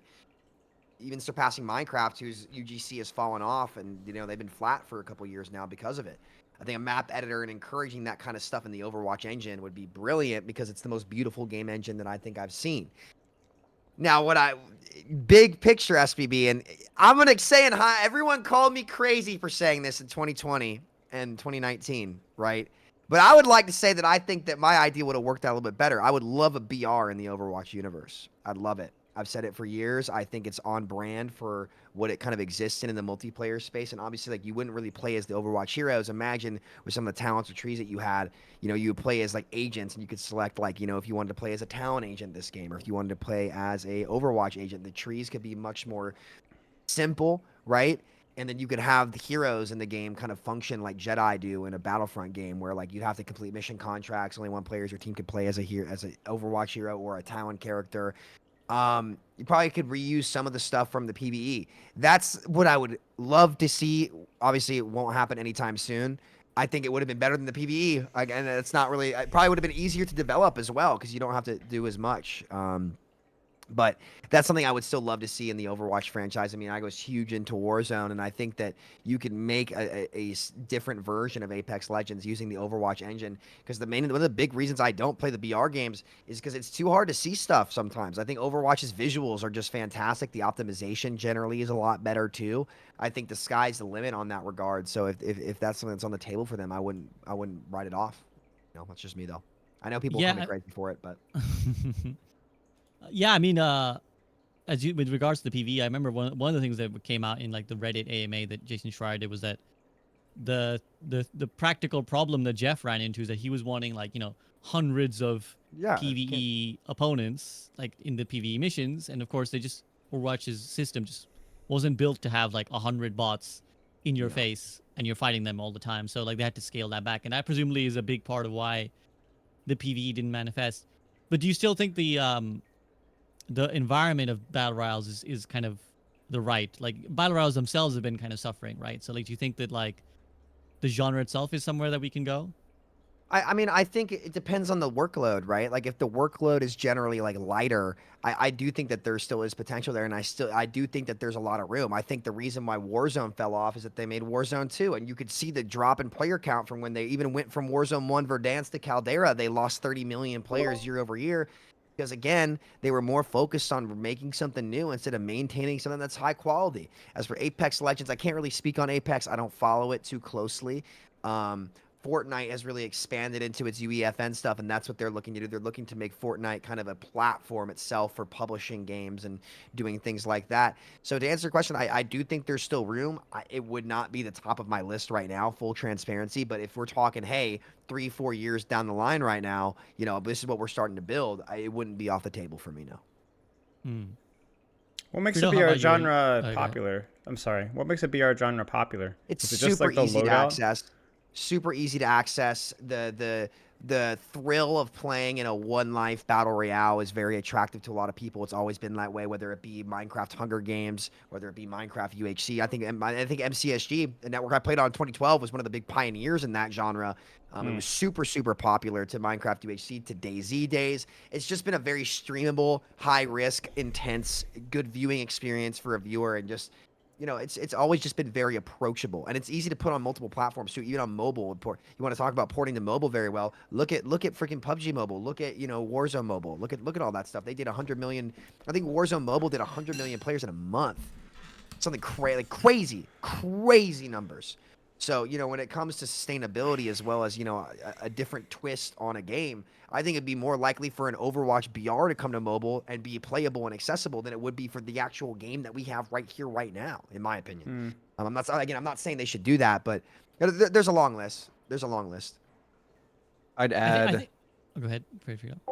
On the BR point, to illuminate why it's so successful, is like there's a high heroic upside potential where you get into the game and the ceiling of what your game experience could be, like winning the whole thing, you sort of can enjoy the like, it's crazy the output to get to that point, but also at the same time it's so insurmountable that the dross and fodder players, all your mobile players that get in the Fortnite games, all the Switch players, whatever, who are unlikely to win, they sort of know they're unlikely to win. So most people lose. So that helps the like skill curve of the game, as opposed to, let's say, my favorite game of all time, Quake, where if you are better, you literally run circles and never die and kill everyone else. Like the skill gap is too much. So it's a way of like making skill gap not so punishing in that, because most people know they're bad and they're just like happy with whatever they accomplish. Like, oh, I survived a few times and got this kill, and there's like a survival aspect to it as well, where you're like gathering resources and you know it's RNG to go into it. You're not expecting a fair competitive experience. So because of that, they get away with a lot of bullshit. As opposed to Overwatch, where we're like nerding out over this breakpoint got slightly changed. We're min-maxing everything. Yeah. And also, I think that expectation of a loss, I think, is really helpful for not creating anger amongst the player, right? You kind of you go in and you expect, like, I'm probably gonna die. You don't expect to win, so when you win, it's like a great, oh wow, I actually did it. Whereas like in Overwatch, you lose, it feels horrible because you're kind of expecting to win every game you play. You're kind of going in with the sort of, and if you don't win, there's like a failure somewhere. Whereas in Battle Royale, you can kind of accept like, hey, well, you know, we got third partied. It was impossible for us to win. You know, blah blah blah. Not to mention, one more thing to add is like the sort of the loot boxification of the game itself, right? It's like you go in and you open boxes and you RNG into some really good gear. That's like a great feeling, and you're kind of chasing, like a gambling, you're kind of chasing that high, right? Exactly, like a dopamine hit. You're like, oh my god, I found the legendary armor, whatever, the awesome weapon that I need to, like, that game lives on in your mind. And the 3 games where you landed and immediately died, you move on from them pretty quickly because you're like, whatever, didn't matter. So does that answer your question, Spilo? Yeah, very thoroughly. You're muted, by the way. He said yes. Yes, very thoroughly. Yes, very thoroughly. I've never really played BRs before, but I think the one interesting thing is that people do play Overwatch for the respawning. You know, like that's what got me in like the rapid action. So like, would that be too much of a split of like what got people initially into Overwatch at the expense of other games? I'm just playing complete devil's advocate here, but yeah, fair point. I've always pushed back against Sam wanting a BR, but this seems to be the most likely time if it was ever going to be a thing. Back on the first I want to say the only BR I do like is Battlegrounds, Hearthstone Battlegrounds. Like I don't really, for all the reasons we just said why BRs are good, I don't like them because I want just Mercy with a pistol. Yeah, imagine Mercy in a BR. I'm sorry. It would be kind of like that, yeah. And then maybe you get like original Valk as the golden champion unlock or whatever. So when they say a new feature for the game, it's like, unfortunately, I think it's more likely that it's in line with what we already know they're doing, and it's just like another hire for things they've already said. So unexciting tournament mode or other things. It's more skins. It's the new feature. It's another character AI skin generator. I'm just saying, weapon skins would go hard. It's gonna be a Zenyatta skin, but it still looks like Kiriko for whatever reason. So. Yeah. Weird. Yeah, I don't know. Yeah, character bending skins. There you go. That's an idea. Unfortunately, like this is like probably closer to reality than a BR. Like a BR, I think actually would be awesome at this point because they're not going to go back to PvE just because it was such a failure.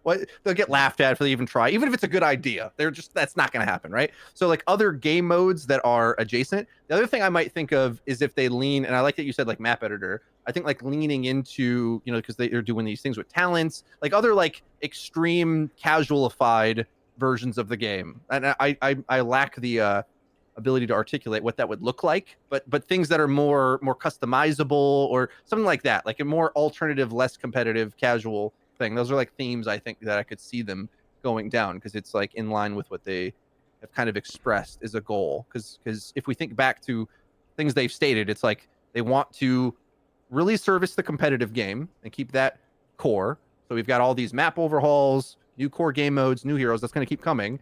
And where they're weak, I think, where they would want to hire someone new is like, well, how do we get that like Jeff Kaplan flair, like wackiness back? The RPG elements are like a little weak, perhaps.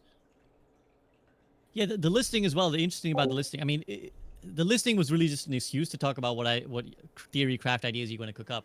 Because the listing suggests that they're looking for someone on the marketing side, or they're looking for someone to build hype and anticipation for a feature that they are about to release. Whereas more what we learned about with the mobile game is that there's like a wider scope. So yeah, I would be very curious again if there's any other ideas you guys have, because I think the world is their oyster, right? Realistically, they could make so many things. I guess one problem is that they are to some extent competing with their other Activision Blizzard titles, though potentially less now than before the Microsoft merger. Like previously, they probably wouldn't have wanted to release a game that competes with COD per se, but now they could, because I don't know if they'll have the same attachment to Activision as they once did.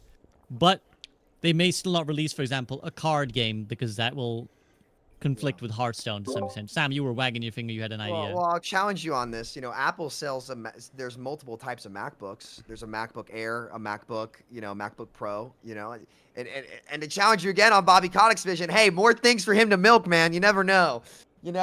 But It's true. I get the sentiment for sure.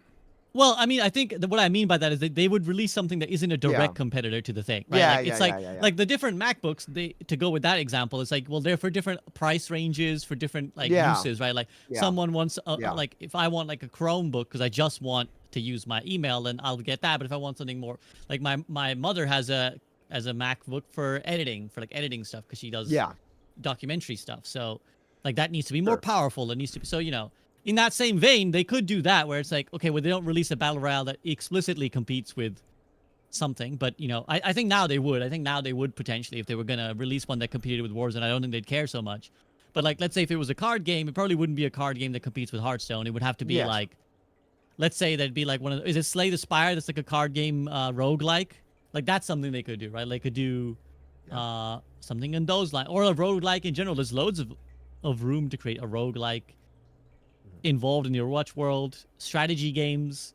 I saw people speculate on like an XCOM style Overwatch game with like a not a tac shooter, but like a tactical shooting game. Yeah. RTS probably off the book, because that feels like that's a dead genre, to be honest. Like I don't see anyone manifesting. But is any other ideas that you guys want to throw out of what could come in the Overwatch land? I'll do this for flats. An Overwatch Bloons tower defense game. Actually, true. That's what makes Overwatch such a good game, is because the character and hero design is like so recognizable. It could port into so many different directions. Yeah.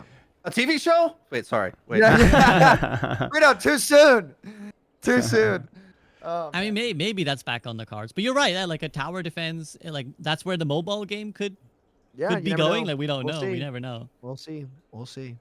So there's a whole. I mean, and they could also be. We're thinking these kind of genres, but they could also just be something much more stripped back. Like we forgot about Lover Watch. Remember that was a thing. Like that is a strand that they could go down. Like Overwatch dating sim, a full dating sim. Oh my goodness. like a date, or like just a general story. Printing money, bro. It's gonna make more money than free to play Overwatch 2. Watch. Mark my words. There you go, Blizzard. There's a free one for you. I mean, they already made one, so they don't need our input. But yeah, you know what they name it? Overwatch Rule 34. Oh God. Oh boy, that would get searched for all the wrong terms on Google. Yeah. You're welcome. You're welcome, Blizzard. I just saved the company. It alarms me how well that would do. And like you just know that would like just absolutely kill it. Like oh man. Overwatch 3, 4. Yeah. Like, there you go. That's the genius right there. I'm a creative at heart, boys. They should hire you to advertise the feature, guys. We're releasing Overwatch 3 and 4 at the same time. Wow. Oh my God. I just did it. I'll never top that. I will never top that. Oh my God. Okay. No It's hard to be this good, Sam. There you go, Blizzard. There you go. There's your game saver. Oh man. Jesus. Any other thoughts on this area of where Blizzard could go that you guys want to express? No? Okay. I think the truth is Microsoft has this team lean on purpose. So it's like, what we got is what we're getting. That's how I feel about it. I feel like lower your expectations. There's no more of the shoot for the stars at all. Like if anyone in the company was like let's try some super risky like high. Shut up. We make skins now.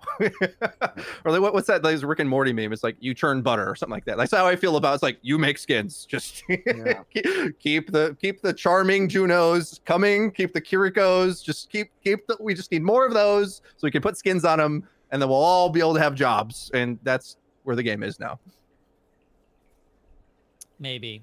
Honestly, very likely that is the truth of it. But yeah, it's nice to dream. It's nice to dream every now and then of what, on an episode full of what could have been. Here's another strand of what could be.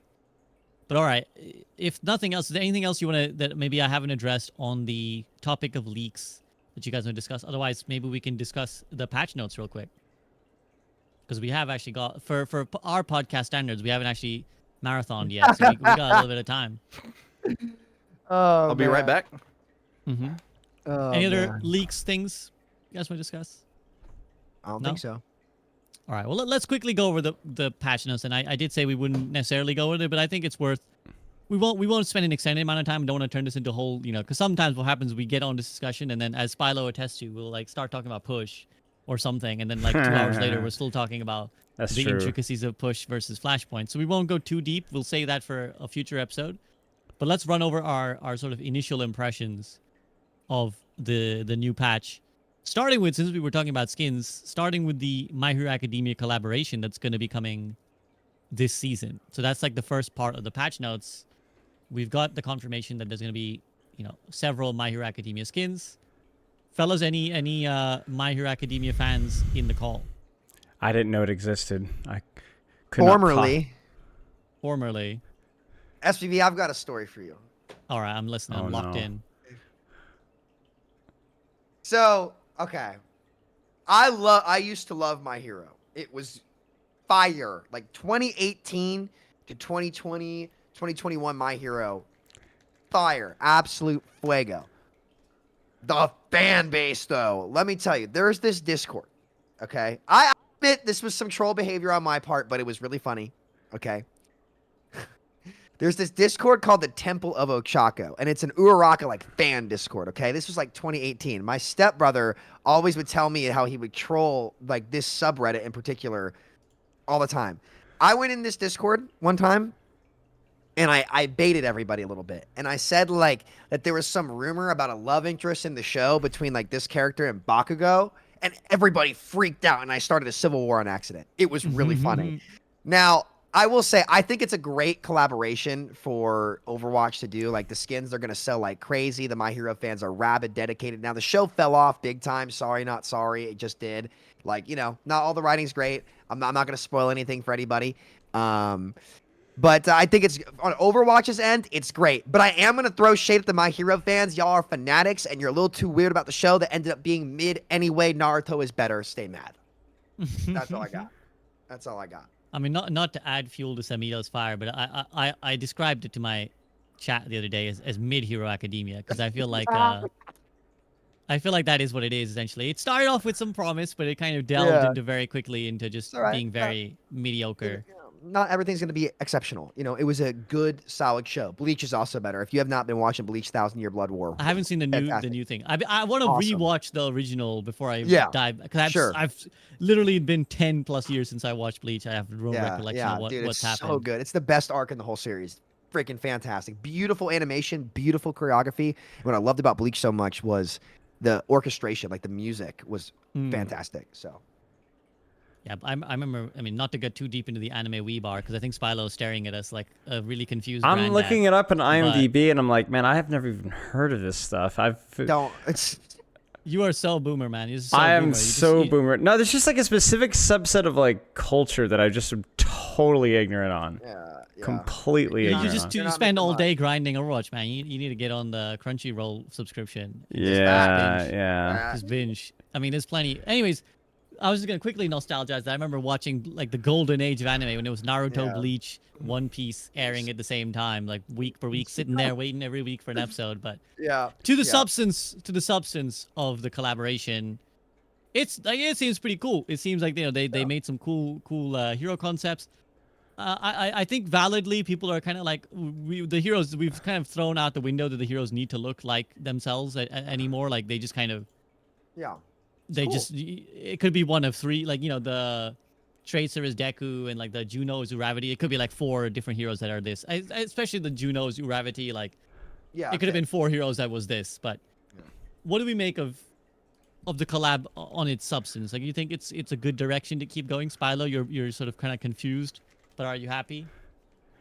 If it is good for Overwatch, sure. Good for them. Very, very pleased.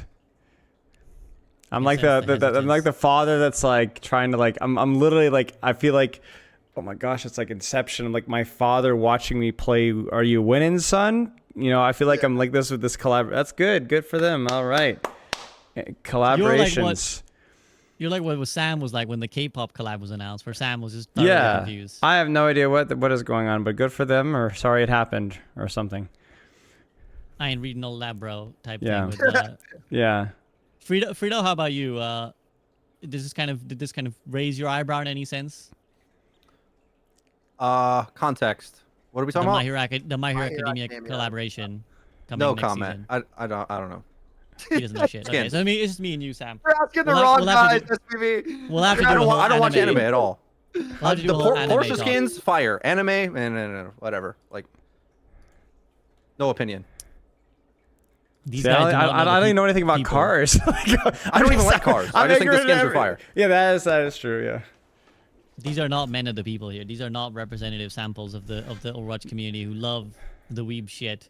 Yeah. But hey, I think it's I good mean- for the community we have. Yeah. I mean, I stopped watching anime probably in the 5th grade when Dragon Ball Z went on another arc where it just like was next time on Dragon Ball Z, the same thing that we just had for the last 20 minutes, charging That's up for every the whole arc. time. It's like that's yeah. every arc of Dragon Ball Z.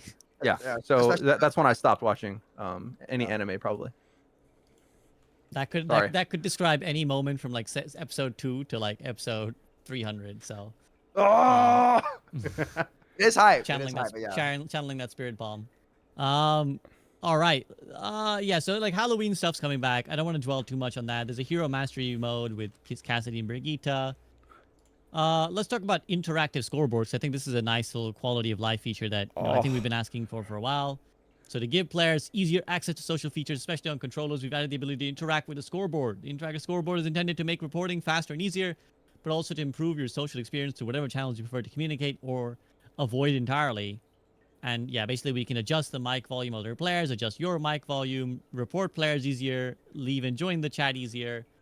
So yeah, they basically made the scoreboard and integrated it with the P screen, otherwise formerly known as we had to like go into a separate screen. And yeah, how do we feel about this? Spilo, you seem happy. It was great. I mean, it looks cool. It's super fast, super intuitive. It was a nice little quality of life change for PC and especially console players. No criticism. Great job. Frida, since you passed on the anime, any thoughts on the scoreboard? Exactly the kind of thing that the Overwatch 2 philosophy is good at.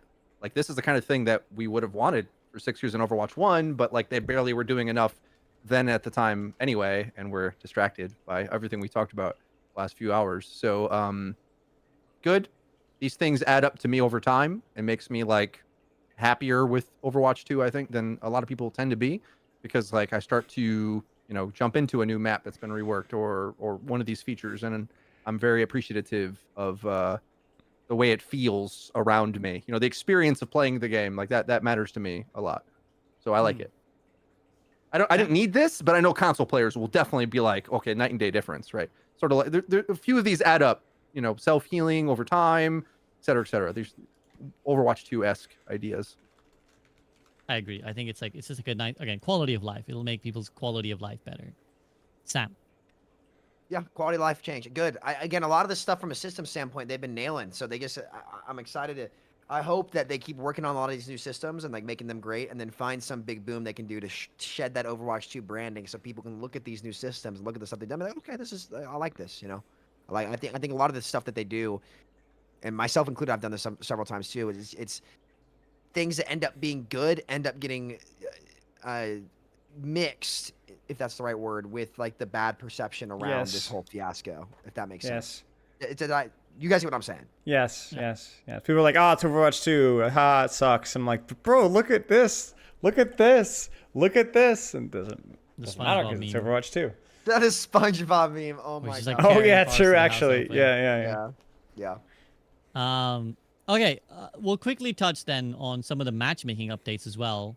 I think the one that stands out to me, because there's various changes here. Tuning changes to reduce the queue times for wide matchmaking.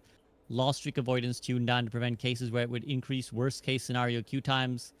Role delta tuning tightened to try and match the ranks on the roles more closely. And I think this one that stands out to me is role delta has been updated to prioritize the tank role above other roles. So the developer comment reads, we've been thinking about how to improve the tank experience from every angle to give them more even matchups and reduce one-sided matches for the whole team further. Spalo's already standing, sitting, fidgeting in his chair. He's ready to drop some I'm thoughts ready. on this one. Go ahead, Spalo. If you don't mind.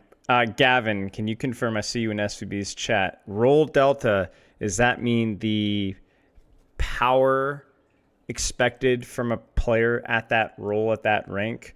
In other words, if you have, the analogy I always use is you have 4 golds and a platinum player, who do you want the platinum player on? Tank, DPS, or support? And I think my guess, we don't really have confirmation of this, is that tank impact approximately roll delta is matching MMRs your calculate skills. Right. So my guess is that in general, I might be smoking here, so Gavin, pull the leash otherwise, is that tank has a slightly higher impact than the other rules. I think it's a little bit overblown, right? But it is slightly higher. And I think Gavin, well, I had the screenshot. Gavin confirmed that at the higher ranks, it's basically about the same.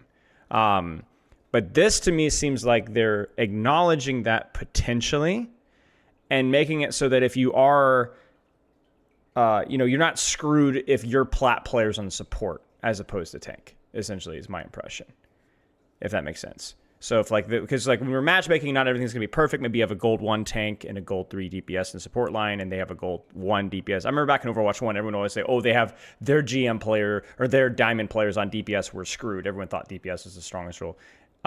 Impact is hard to talk with. It changes based on rank. Yeah, the high ranks are very similar. But yeah, that's my impression. But it's. I think the goal of this is to try and deal with tank diff GGs. Again, I don't know if Gavin can clarify on that, but I think that's the intention, is to be like, oh, tank diff GGs, and I think that they're trying to address that potentially. But I might be somewhat wrong confident. I know how this works. So, in this patch specifically, they're making tank a priority in the matchmaking, and what role delta is what the allowance for roll to roll MMR would be. So. Yes. The tank one, they're going to try to get even closer than it was before, and generally that they did try that with roll delta. A little bit biased towards the tank. Now it's just amplified a bit more. So what you'll find often in matchmaking is like, if you are, let's say there's a game that's like Diamond 5 to Masters 5, right? And you're the Masters 5, whatever role you're on, it's pretty likely that the enemy will have someone of that same rank. So you can kind of guess. You're like, and those 2 players should like stick out as the top player in the lobby, basically. Where what they won't do so much is like one of them be a damage, one of them be a support, right? Like they try to match them up, more or less, and then bias even more heavily towards tank now. And I think that's probably pretty smart, because especially when, I mean, we know we're in an era of giga tanks nowadays. Sorry, I have to mute that for a second. So I think tank diff probably is more extreme now, at least in my experience. I think in the last couple seasons, it's got more severe. The stronger they've made tank, like the more you're probably going to notice if there's a MMR discrepancy on the tank roll. I would have to guess. So I don't know if it's either a little bit to a lot. It's definitely significant, I think. I will play devil's advocate to that, in that I think the impact of the tank is largely, as I said earlier, a little bit overstated, just because it's the most visual impact. And I can't tell you how many VODs I've reviewed of gold, plat, diamond, even masters players where they go, oh yeah, it's just tank diff, and they're standing directly behind the tank. They don't ever take a flank. They don't ever take an angle. They just sit there and heal bot their tank over and over again. So it's like, we would never dispute that. Right. I just think for not for you, not for you you're guys, totally but right on that. For the audience out there, it's like, it is, you can recognize that tank may or may not have the bigger impact, but there's still a lot of capability for support and DPS to take. I think the problem, actually, and again, is that I think the impression, this is a whole nother conversation, maybe not today, but like the impression of what a support should do in Overwatch 2 is not intuitive with the MMO healer mindset. And so support players victimize themselves with how they play. But that's a topic for another day. So Yeah, well, I would love to talk to you about this for hours, bud. We are so much in agreement. Like I think what you're more talking about is like what the potential of that given player could do, like the skill ceiling.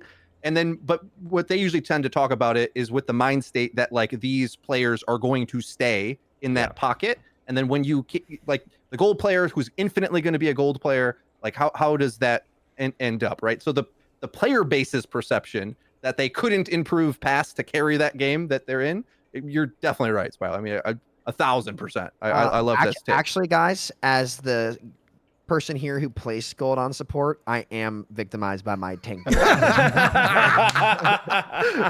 tank's to blame, huh? The tank through? Yeah. Just play Moira, dude. I bet they did. I bet they did. Just play Moira and heal your tank. That's what the Blizzard forms tell me to do. So. Sorry, I only throw damage orbs. Oh, okay.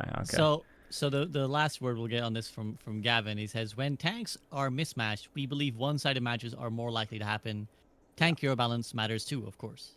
So yeah, I think basically just smoothing out, an attempt to smooth out the matchmaking, and again, their pursuit of reducing one-sided matches in various different ways. I think this is another step along that way.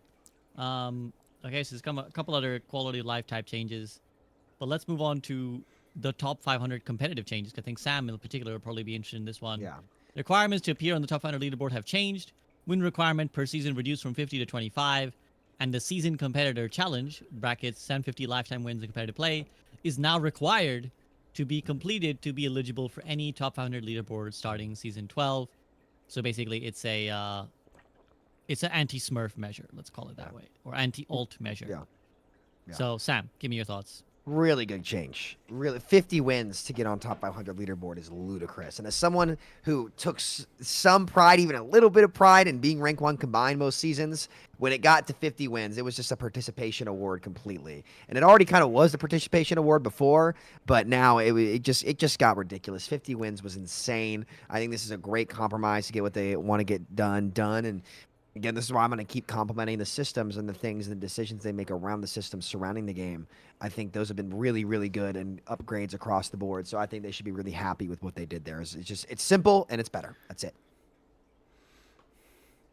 Yeah, I think that there could be people might be afraid that like, oh, this is gonna make more like lower rank people rank, but I think it's gonna be the opposite. I think it's gonna be more higher rank people will charge. Yeah, Because at the moment, because at the moment, wins. Right, but also just like it takes so long to get 50 wins that you can race to 50 wins, right? Like, let's say you're a Master 1 player, and normally you would be in the early top 100 leaderboard, but you don't like getting 50 wins in 2 weeks is a lot of time. Like it's a lot of games you have to play. So like someone who's diamond can race to 20, can race to the 50, just outgrind you and then get on the leaderboard. Whereas with 25. The people who are already in the top 500 area, they have a lesser time to get back there and just qualify. So I think it'll actually make for less of a LOL platinum / diamonds on my top 100 leaderboard type situation. 100% right. 100% right. Okay. Any other thoughts on Frito, Spilo on these two changes? No. I really like top 500 combined as well because I feel like it's a area I can try to compete in more as more of a flex multi-role player. However, it might be a lot harder too now. Now it'll be better basically. Whereas prior to this change, not enough people got 150 games in wins. That's a lot in 2 months. You know. Yeah.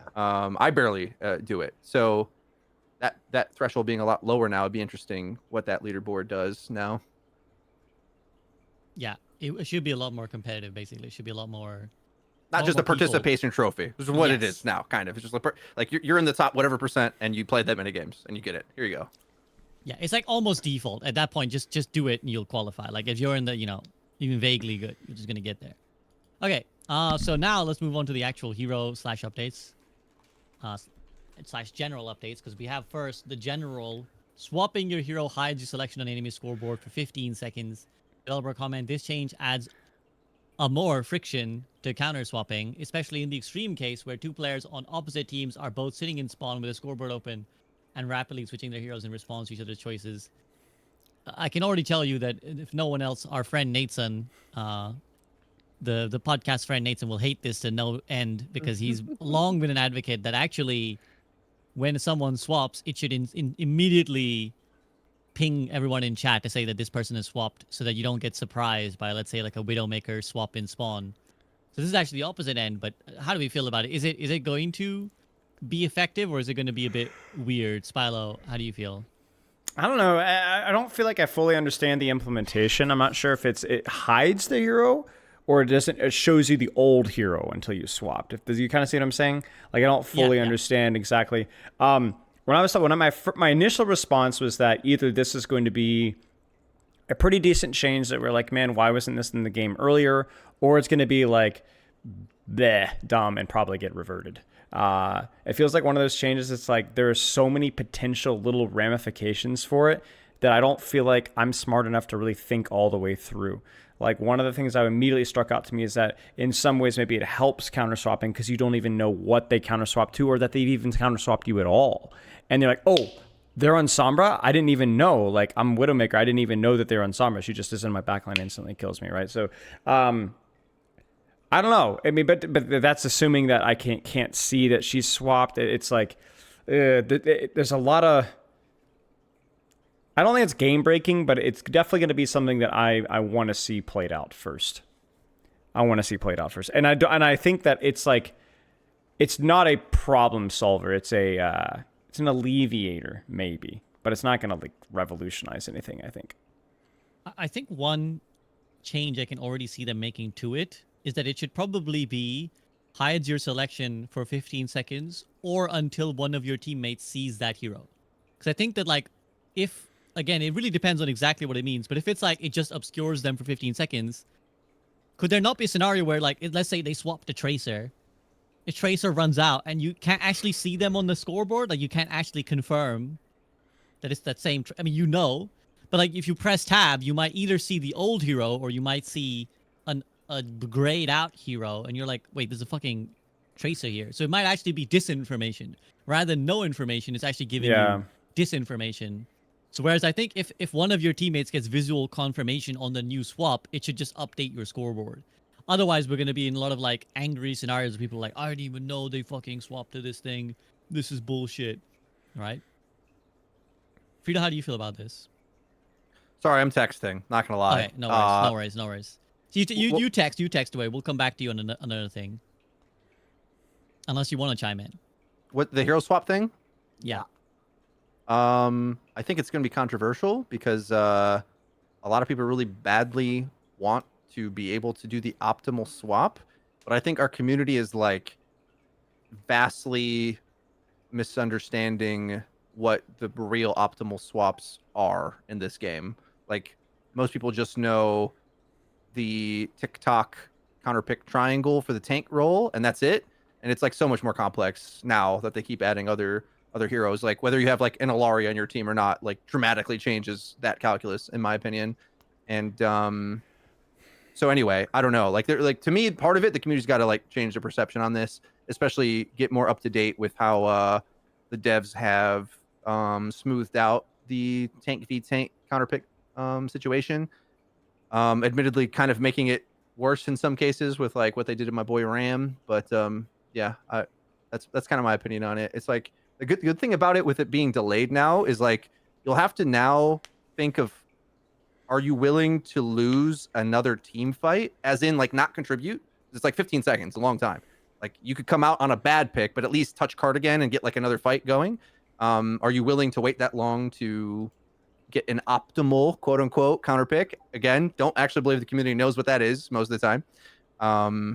So I think the devs are devs now, Overwatch 2 devs. They really like to look at how the player is playing and like lean the game towards that. Like we're gonna force you to do the thing we think you should be doing a little bit. Like, you know, with the system changes and the class changes and you know the way they do objectives, and they're really trying to smooth the game out towards the player base to speed it up, which is probably the right call.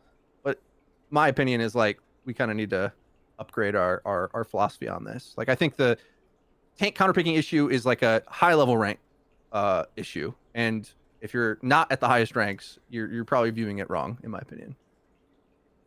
Sam? Horrible change. Horrible.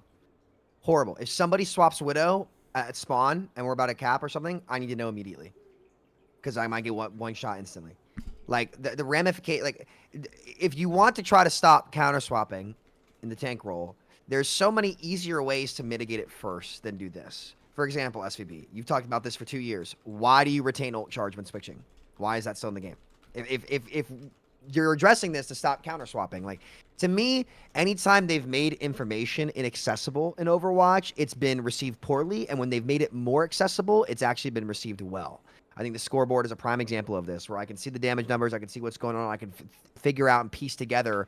And granted, most players probably don't do this. I do, because players who have a higher understanding of the game generally are better at reading that information and trying to understand and problem solve with what's in front of them, right? I see, like, it doesn't actually solve the problem, as Spilo said. Like, people, like, you know, our DPS just gonna sit there and scout, be like, oh, he swapped to this, oh, he swapped to this, you stay in spawn, do this. Like, you know, there's different ways to get around this. It doesn't actually solve any core problems. It just hinders people, and it's just gonna get exploited. Like, swapping Widow now when they don't expect it on certain points, and just quickly turning the corner, pop shot, one shot, dead. Okay, well, they had no way of knowing that you were on Widow, and you're instantly around the corner. Here, a sniper here that doesn't have a glint, that doesn't have a laser, that is, like, you know, I see so many things coming up compared. I see way more downsides to, like, what does this actually solve? You know, I think it's just a really bad change, and there's just better ways to mitigate counter swapping than to do that. I also might have to hop here in a second, so I don't know if I can stay for the whole patch notes. Sorry about that. I had a friend have an emergency come up. No worries. I hope your friend's okay. If you gotta go, absolutely get out. No worries, and thank you for your time. Yeah, I appreciate it. Sorry to hop early here, guys. I apologize. It's all good. Just drop when you gotta go. It's girlfriend troubles, and so it's a Oh, that's some real shit. You gotta be there for that. I thought they don't exist, Sam. Frito, see, if only the world thought the way we did, right? You know, if only the world thought we did. Yeah, I guess. Shit, I try to learn from you. Yeah, shit, Jesus Christ. All right, guys, I'll see y'all later. Cheers, Sam. Peace out, man. Peace. I love Sam's take there. I want to just add one little bit. And here's the thing. Downside for him, I don't think they care about his point of view or his level of play. I think this is a casual change, and it's going to stay longer than maybe people want. He laid out a lot of great reasons why it sucks, but it's another way to, like, force the gold player to just go play the game. Stop holding tab and thinking counterpicking is how to win. And if you're in a metal rank, you're not optimizing almost any hero. So the counterpicking is like a band-aid solution to your gameplay, unfortunately. Now, yeah, I mean, should they address it better in other ways? Perhaps, but that's kind of what this feels to me. It's like a quick ROI to that problem. Like, they can quickly do this without much effort. Yeah. I'm also a little bit interested because the justification is one that I wouldn't have thought would be necessary. Like, what they mentioned is that, like, this will help with the extreme case of people sitting in spawn and rapidly switching. And if you had told me that was, like, something the dev should target, I would have said that when does that ever fucking happen? So I'm a little bit surprised that is enough of a occurrence for them to change a feature to prevent it. Like, I'm actually genuinely like, people are really people doing that? So yeah, that definitely rings off to me. Spilo, any further reflections? No, it's band-aid the solution, exactly like Frito said. If it helps with optics, if it's something that's kind of a short term in the meantime, then sure. But I don't think it actually deals with any of the problems of what makes counter swapping so dopamine attracting. You know, it just feels good. It feels good. Fair enough. Okay. Well, without Sam, I think what we'll try and do is rush through the rest of the patch notes, because I think we'll just quickly touch on it. If there's anything that you significantly want to touch on, let me know. Otherwise, we'll kind of speed through. We'll save this for the next episode, and I'll try and get your guys' concluding thoughts on other things. So, let's do the Dante reveal or the Dante verdict. So when I read out a patch notes, you guys tell me if it's a thumbs up, thumbs down, honorable, dishonorable situation. So sure. Mauga incendiary gun, chain gun, ignite damage over time, increased duration from 3 to 4 seconds. Thumbs up, thumbs down. How we feeling? Thumbs up, 2 thumbs up. I know Malga micro buff, but like the character at some point has to be a legitimate hero, and it's good. He's gonna have to receive changes like that at some point. Cool. It's an honest change. Fair enough. This one, I'm definitely curious of Frito's POV on this one. Ramatra Pummel no longer pierces barriers, but now does 2.5 times more damage to barriers. And the developer comment reads, Ramata's pummel projectiles passing through barriers was a source of frustration for players trying to protect themselves or their allies. With these changes enabling Ramata to deal critical damage to barriers, he will still be a valuable hero choice against barrier mechanics, but won't immediately apply damage to players on the other side. Frida, how do you feel about this one? And Philo, thumbs up, thumbs down. Ooh, Medium. even. I mean, Ram's Not sure. one of my top heroes. Two of my top heroes are fundamentally changed. This is the one for the negative. I think like this is one of those Overwatch 2, let's just fuck around and like this is the whole mechanic is that it cleaved like and also melees cleave barriers normally, so it's like the logic is kind of weird. I think it won't affect the Rhine matchup, and in fact will just make already, in my opinion, if you're not a top player, Rhine usually beats Ram. Top players, Ram has the skill expression to outplay Rhine, but in the tank v tank, just smash face against keyboard gameplay that most players have, like Rhine's just easier to play than Ram to do that specifically. And then you get your ult and the Rhine ult super forgiving now. So I think it's almost to the point where you probably would just swap off Ram if you're a lower ranked Ram player, because there's easier routes to do that if you're going to do that. Perhaps interesting against Winston, where like bursting his bubble faster kind of maybe gets a disable on him, so, and then you already have a snare trap on his escape, so it's like it makes that matchup possibly stronger in a way, because it wasn't like you were going to kill him anyway through the cleave, whereas Rhine, it's like literally he holds shield and you kill his team or him, and you're just like winning the whole time that you're punching, like haha, I'm winning, you have to run, and Rhine hates that. Yeah, I think like that's something that the average player does not really understand, that whole matchup. Like Ram's supposed to win, but I think Rhine wins just because they're ignorance pretty much, and so they just like double down on that. Strange. Another one is like Brig. It's like, do I really? I'm trying to think. Like, would I rather cleave the Brig and punch her face, or burst down her shield real quick? Not exactly sure what I want, but he already like kind of stomped over Brig in a way. Yeah, those are my thoughts as like a Ram player. I don't like. I feel like Ram's like one of the more counterable tanks anyway. At least with like disables and stuff.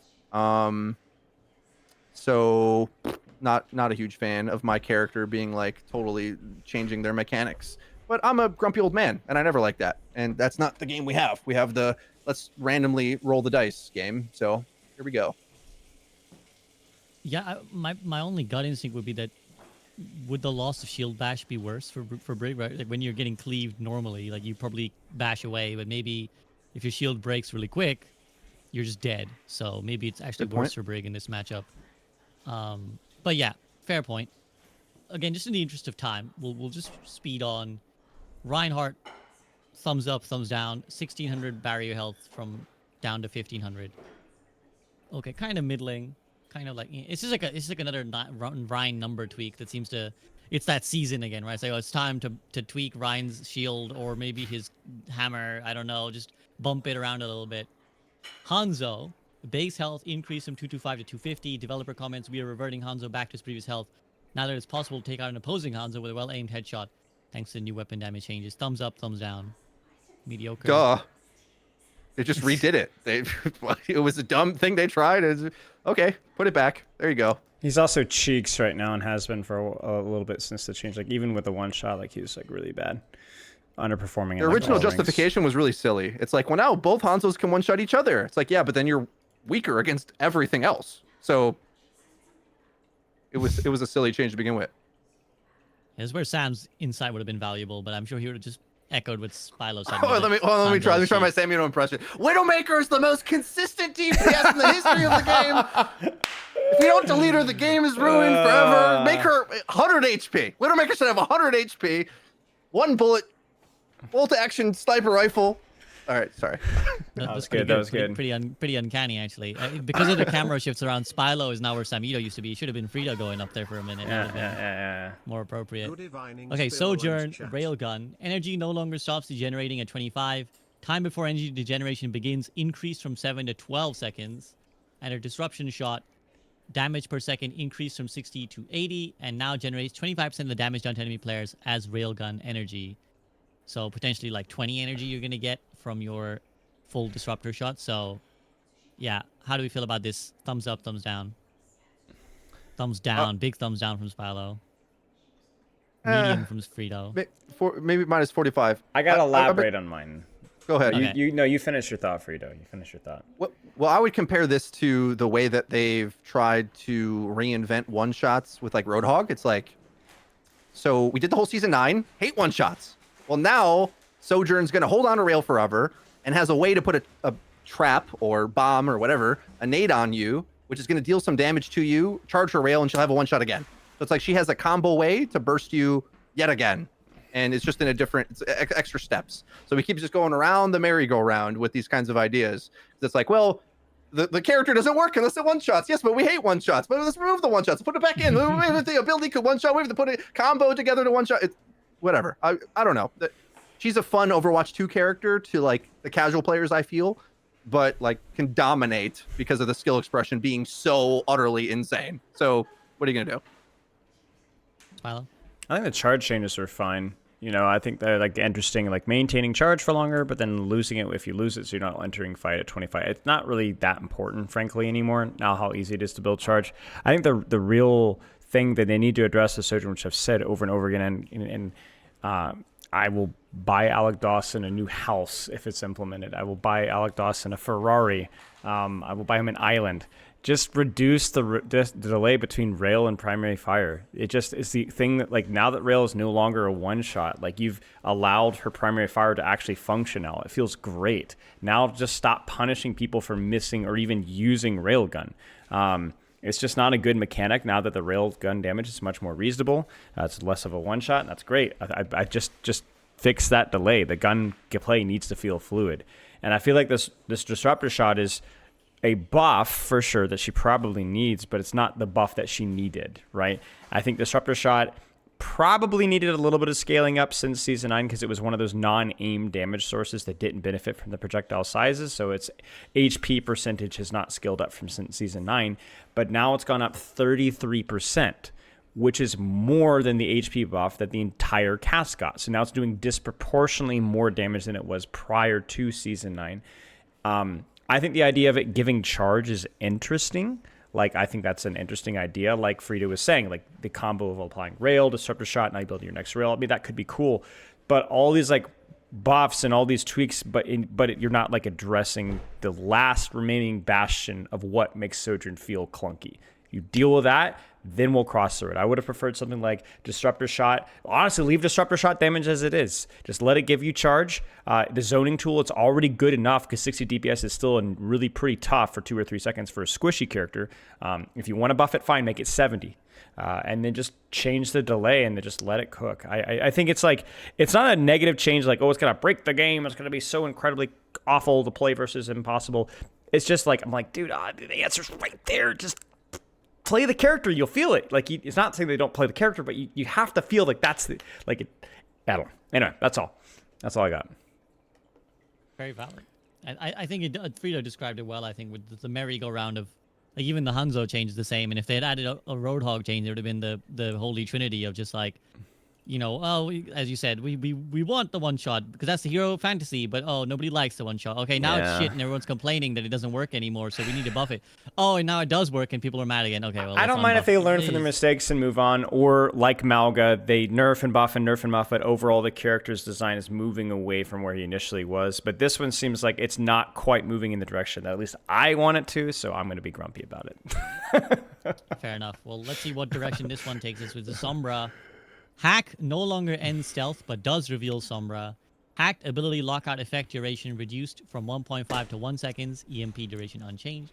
Bob hack stun duration reduced from 10 to 3 seconds, a huge effect there. Stealth no longer passive and now activates by using translocator. Now has a 5-second duration. Added stealth timer around the reticle and removed ability icon. Taking damage now reveals Sombra for 1 second instead of ending stealth. Translocator cooldown increased from 5 to 7 seconds. So this is like much more similar to like the original Sombra, like when they had the timed translocator. But this again, another new direction for Sombra. And EMP ultimate cost increased by 12%. So another tweak, vibe, angle on Sombra, who we keep changing. How do we feel about this one? Thumbs up, thumbs down. Hot take. Thumbs up and medium. Okay, Spilo. Hot take Why is hot that I freaking hate Sombra. I think the rework put her in the right direction in terms of there's more risk for the for the overall playstyle. The playstyle arc was more interesting, but she still has hack as removing abilities. She still had permanent stealth. She still played a great deal for like these spawn camp kind of assassinations, and I just don't think that that's a very fun thing to play with or play versus. And now I don't know what the gameplay loop is going to be. I don't think anybody knows. I don't know if it's going to be awful. It may actually be a lot worse than what it was before. But she's such a sucky character. Dude, you might as well try Summer's cheeks, man. Like, she's up there with Roadhog and Widowmaker in terms of like the goofiest, most weird, most impossible to solve hero design. So like, you know what? If I'm a Sombra, I'm glad I'm not a Sombra main right now, because I would be, you know, like just like, whoa, we keep trying stuff. I'm not saying that like the Sombra main's complaints aren't legitimate, like they 100% are, but at this point in time, like it's just broken, man. Like you're just gonna have, you might as well just roll the dice, see what happens. Let's try it again. You know, maybe something that'll click. The one nice thing is like at least the hack's shorter, right? So no matter what the gameplay loop, at least the hack is shorter, and at least we're not leaning as much into, oh, you have to get the hack virus combo for it to be effective. I like them trying to rework an opportunist as like the damage boost to reward people for your aim, and for the hack having some utility outside of just boosting the virus burst damage. It might flop miserably. I don't know. I just think that like when you have such an ugly situation, there's less reason to play it super conservative and safe with your design. You might as well roll the dice a little bit more. So I understand the criticisms. People don't have to even agree with me, but that's just my take on it. You know? Translocator at 7 seconds, I think is going to be too long, and I think is going to mean she's just going to farm tanks optimally. Would be my guess. Could be, yeah. Because like if I try to think, there's certain targets that I think she will dominate as a squishy now. Because if she gets on you, it's like free.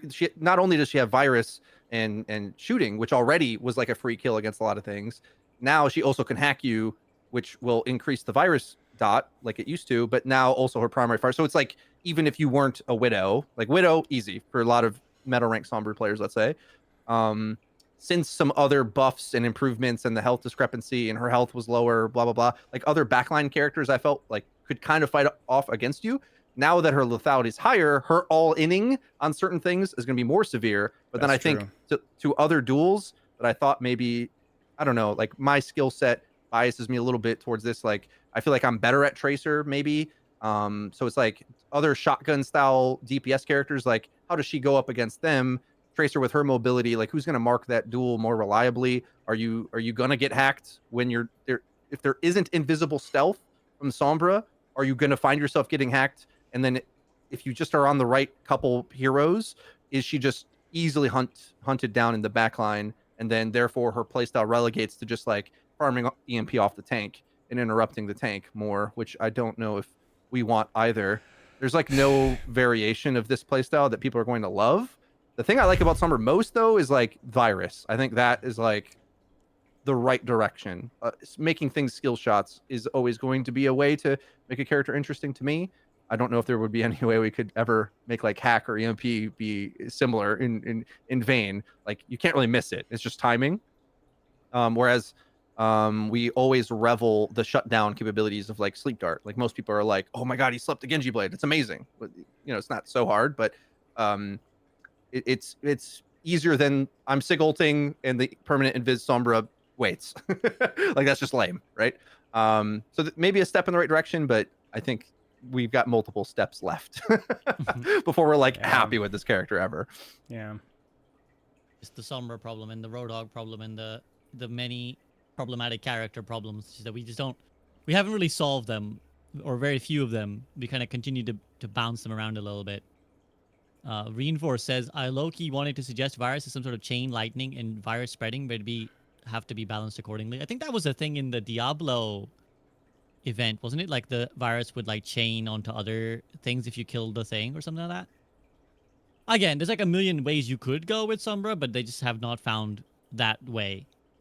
Okay, moving on to support real quick. Baptiste, Biotic Launcher, Primary Fire, Recall reduced by 30%. Thumbs up, thumbs down, fellas. Down, and mostly down. Okay, why? Frito. I adore Baptiste in Overwatch 2. Think he's amazing. Why give him a laser beam? Like this is the only thing that's like somewhat difficult about his kit is like that he's got that little bit of a recoil. And from seeing it so far, like we'll get the actual patch tomorrow, but it's like already the hitboxes are bigger. Like I feel like it's been compared him to, Alari and all these other supports next to like Soldier 76 or something. It's like he's already good at this. Like their rationale was even worse. Like, I don't think you read it, right? Like they were like, we want to reduce the fatigue of recoil control. I'm like, it's a shooter game. What do you mean? Like fatigue? That you just remove the mechanic because like going like this is difficult, and it's not even that difficult. What do you mean? This is like the simplest. When people make fun of Overwatch players for like our baby mechanics, but this is one way where I feel like why are we taking the personality of this away? And you want to give me free SR? Okay, this is the one thing I was bad at with map because it's like hit scan aim, which I'm not as good at. I'm like, okay, just remove the recoil. Now I don't even have to compensate. Great. Yeah, you convinced me, Frito. Thumbs down. Great point. I agree. I think this is definitely like along the sort of babying step. Like this is, I don't think was anyone complaining about this as well. Like who was like, man, what really sucks is having to control the recoil. Like who was that? Like who was that in the dev team who was like? I have a hot take. Yeah. Here's what it is. All right, I'm cooking. I had my internal bug that I planted at the content creator. They haven't found it yet. So what it is that BAP is probably underperforming a little bit, but they don't want to freaking buff regenerative burst, and they really don't want to buff Lamp for obvious reasons. So they're like, crap, guys, what do we buff? We can't buff any of his cooldowns because they're both sustained cooldowns. We can't buff his heal because heal. So let's just what's left? The damage. Let's buff the damage, but do something that's not just buffing the damage. I really do think that that's probably like his kit is so freaking sparse and lame that the only fun thing about him is his weapon. The skillful thing is his weapon, and it is really skillful.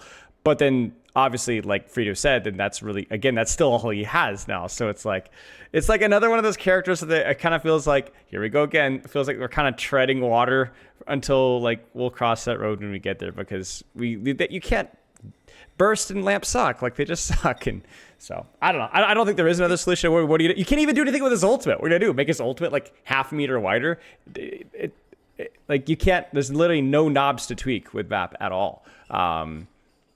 So yeah, they said it's not for balance, which makes it even worse in my opinion. Like if you said it was balance. I'm a call bull on that one. I will believe them because they said it, but I secretly don't believe that at all. It's probably someone spotted that like the accuracy on BAP is lower for like gold BAPs than like let's say an equivalent hero of AIM. So they were like, how do we improve their accuracy? It must be they're tired of all the recoil control they're having to do. So yeah. Let's buff that. I don't know. We can only speculate.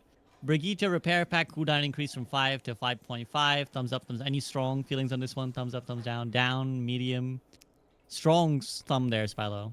It's not a big deal. Just nerf the burst heal. The armor pack cooldown is like it's already pretty long. It already like it's armor pack management is a legitimate skill. 5-second cooldown I think has been fine. It's not a problem at all. Just nerf the burst heal. If you're gonna nerf Brig, nerf the right things, not the cooldown. The cooldown is just gonna be really annoying. Okay, fair, reasonable. And then the last one, which I think is a significant change, because obviously it's Overwatch's latest hero, Juno. Medi Blaster fall off range reduced from 30 to 50 meters to 20 to 35 meters, and the healing per projectile reduced from 6.5 to 6. And developer comment reads, Juno's healing output is too high for how much mobility she possesses, so we're shortening her fall off range to increase the importance of positioning well with her mobility abilities. Thumbs up, thumbs down. Up. Sort of up from Spylo. Okay. Frito, why are you happy with this one?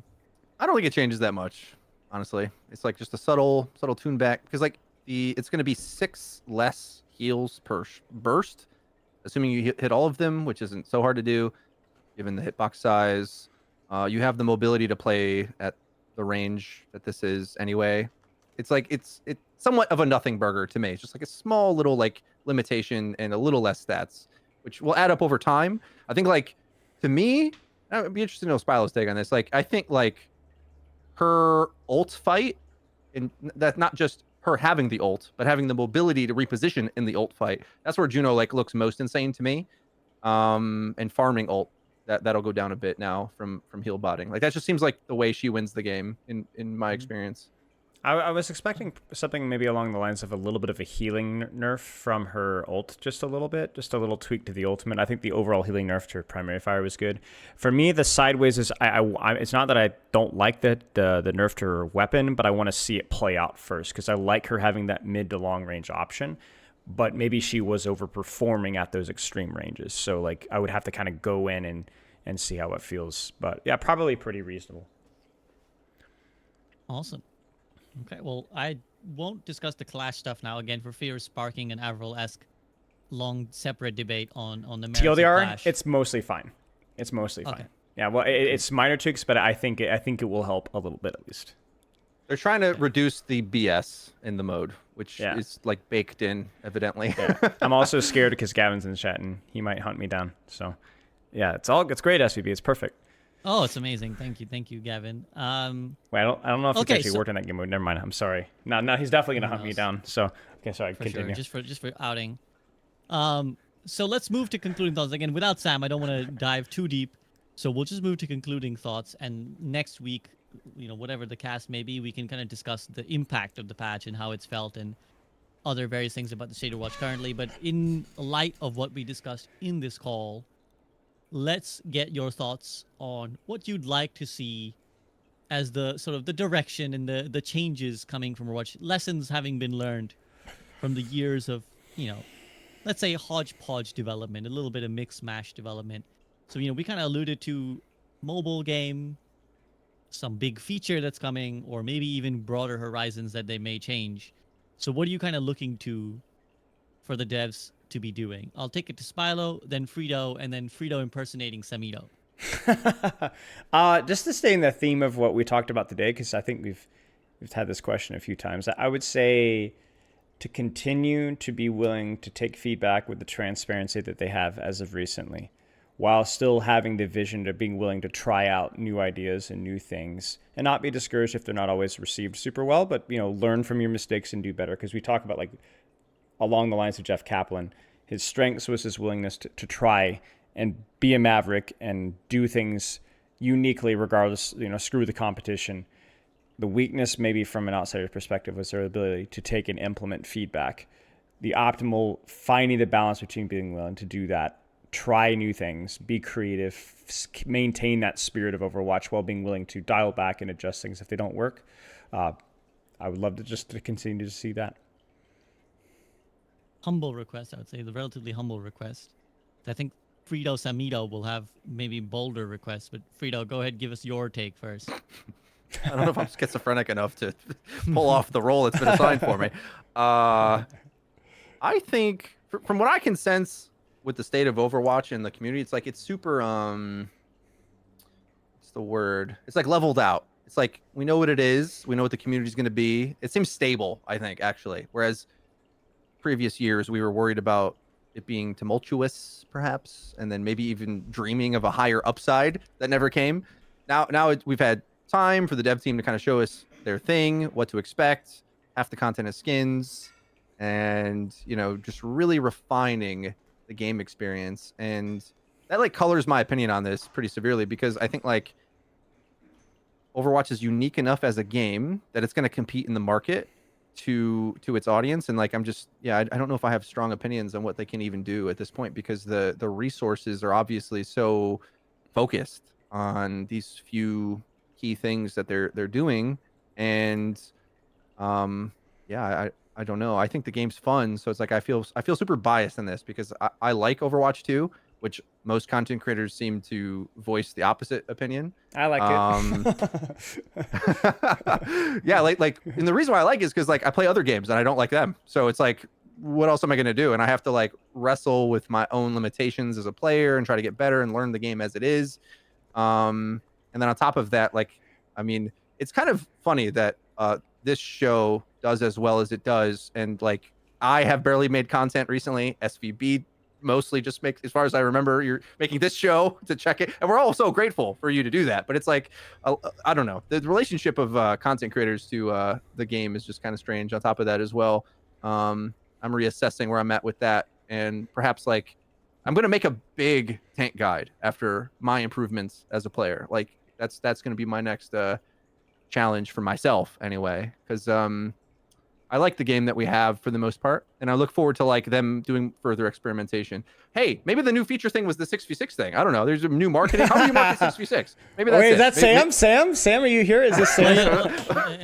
The Alari Pylon is a 6th player. I can't beat it. It's around a corner. Untargetable, uncounterable.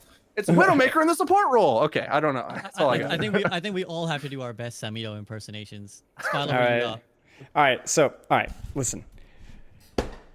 Jeff Kaplan had an amazing vision for the game, but don't tell me that the developers thought when they were releasing Brigida that they had any plan of where the game was going. If you look back at Overwatch history, people might blame tanks. Actually, if you look back at the history of the world, you look back at the Civil War, World War I, World War II, Vietnam, it supports. It's always supports. It's not hubris or greed, avarice, tribalism. It's the supports. It's always the support. So that's all I got to say. Very well spoken, Spilo Mito. I'll do my best. You gotta channel. You gotta really like lock into the inner Samito expressions and everything like.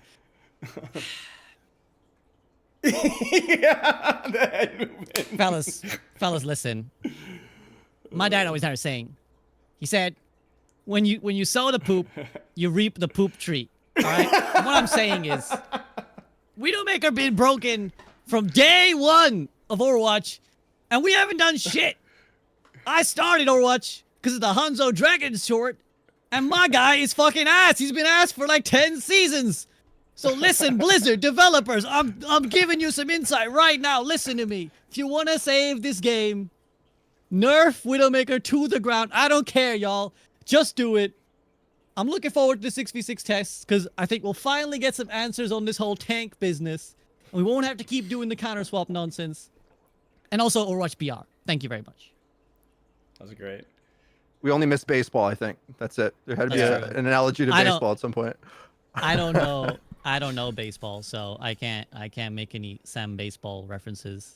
I feel like our impersonation got better the more we practiced as a team. I'm proud of us. Good job, group up. Good job, guys. There you go. Samito was never missed. Yeah, I mean, I think it would be interesting to see. I am curious because I do think there's a few big things that can come, and the 6v6 test being not the least of them. So it will be interesting to see when that day comes. I think that will be a big discussion point, a big learning moment for Overwatch to see, like, okay, well, where how far have we come? Like, where have we actually gone with 2 years of Overwatch 2 now that we revisit 6v6?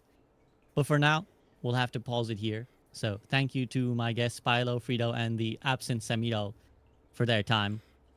Fellas, is there anything you want to say before I let you get going? No, appreciate it. Good show, guys. Absolutely. Thank you. New era of Blizzard. We have no idea what to call this next one. The Microsoft era, I don't know. Well, post lawsuit Blizzard is definitely a different beast, and hopefully Wait a second. a kinder beast, if Wait a not second. maybe a yeah. Is King like Activision Blizzard King? Is that a thing? Mhm. What is Yeah. King? Is that new? Candy Crush. No, the Candy Crush, yeah. Bro, get with the program. Wait, really? Oh my goodness. Oh, Dude, my all right. gosh, you're so I hear- behind. listen, guys, anime, Candy Crush. So listen, ABK, hear me out. It's a Burger King era. Okay. All right, I like He's that. cooking. He's cooking. Yeah, have it your way. That was like level That's the new 10 one. awkward silence. It was I me tried trying it. I to tried to process save it. it. I was trying to process it, bro. I was trying to it was like blew my mind. I was just like, what is happening? Okay, we're done. All right, well, on that note, thank you very much, guys. Have a great rest of your day. I'll catch you guys soon. Peace Cheers, out. brother. See you. All right, y'all. Don't. I got nothing to say, man. I don't know. I'm very. Look, guys. I was trying. All right. We were trying. We were trying. We were trying. Okay. Like I was just. Ay. Okay. No, we're not freaking looking at map updates. I released a video on it day before yesterday on YouTube. Oh my gosh. A Burger King era. I don't know, man. I just saw like BK and I'm just like, man, that would be maybe BK. But it was not to be. Yeah, that is all. So, loves, kisses. Yeah, I gotta eat, bro. I gotta eat, and then I gotta coach. That is all. What were your thoughts on the hero swap change? Go back or wait for tomorrow so you see the YouTube video, or go back and watch the Twitch VOD earlier. Same thing with the map changes. Actually, I have a freaking YouTube video. You guys have no excuses.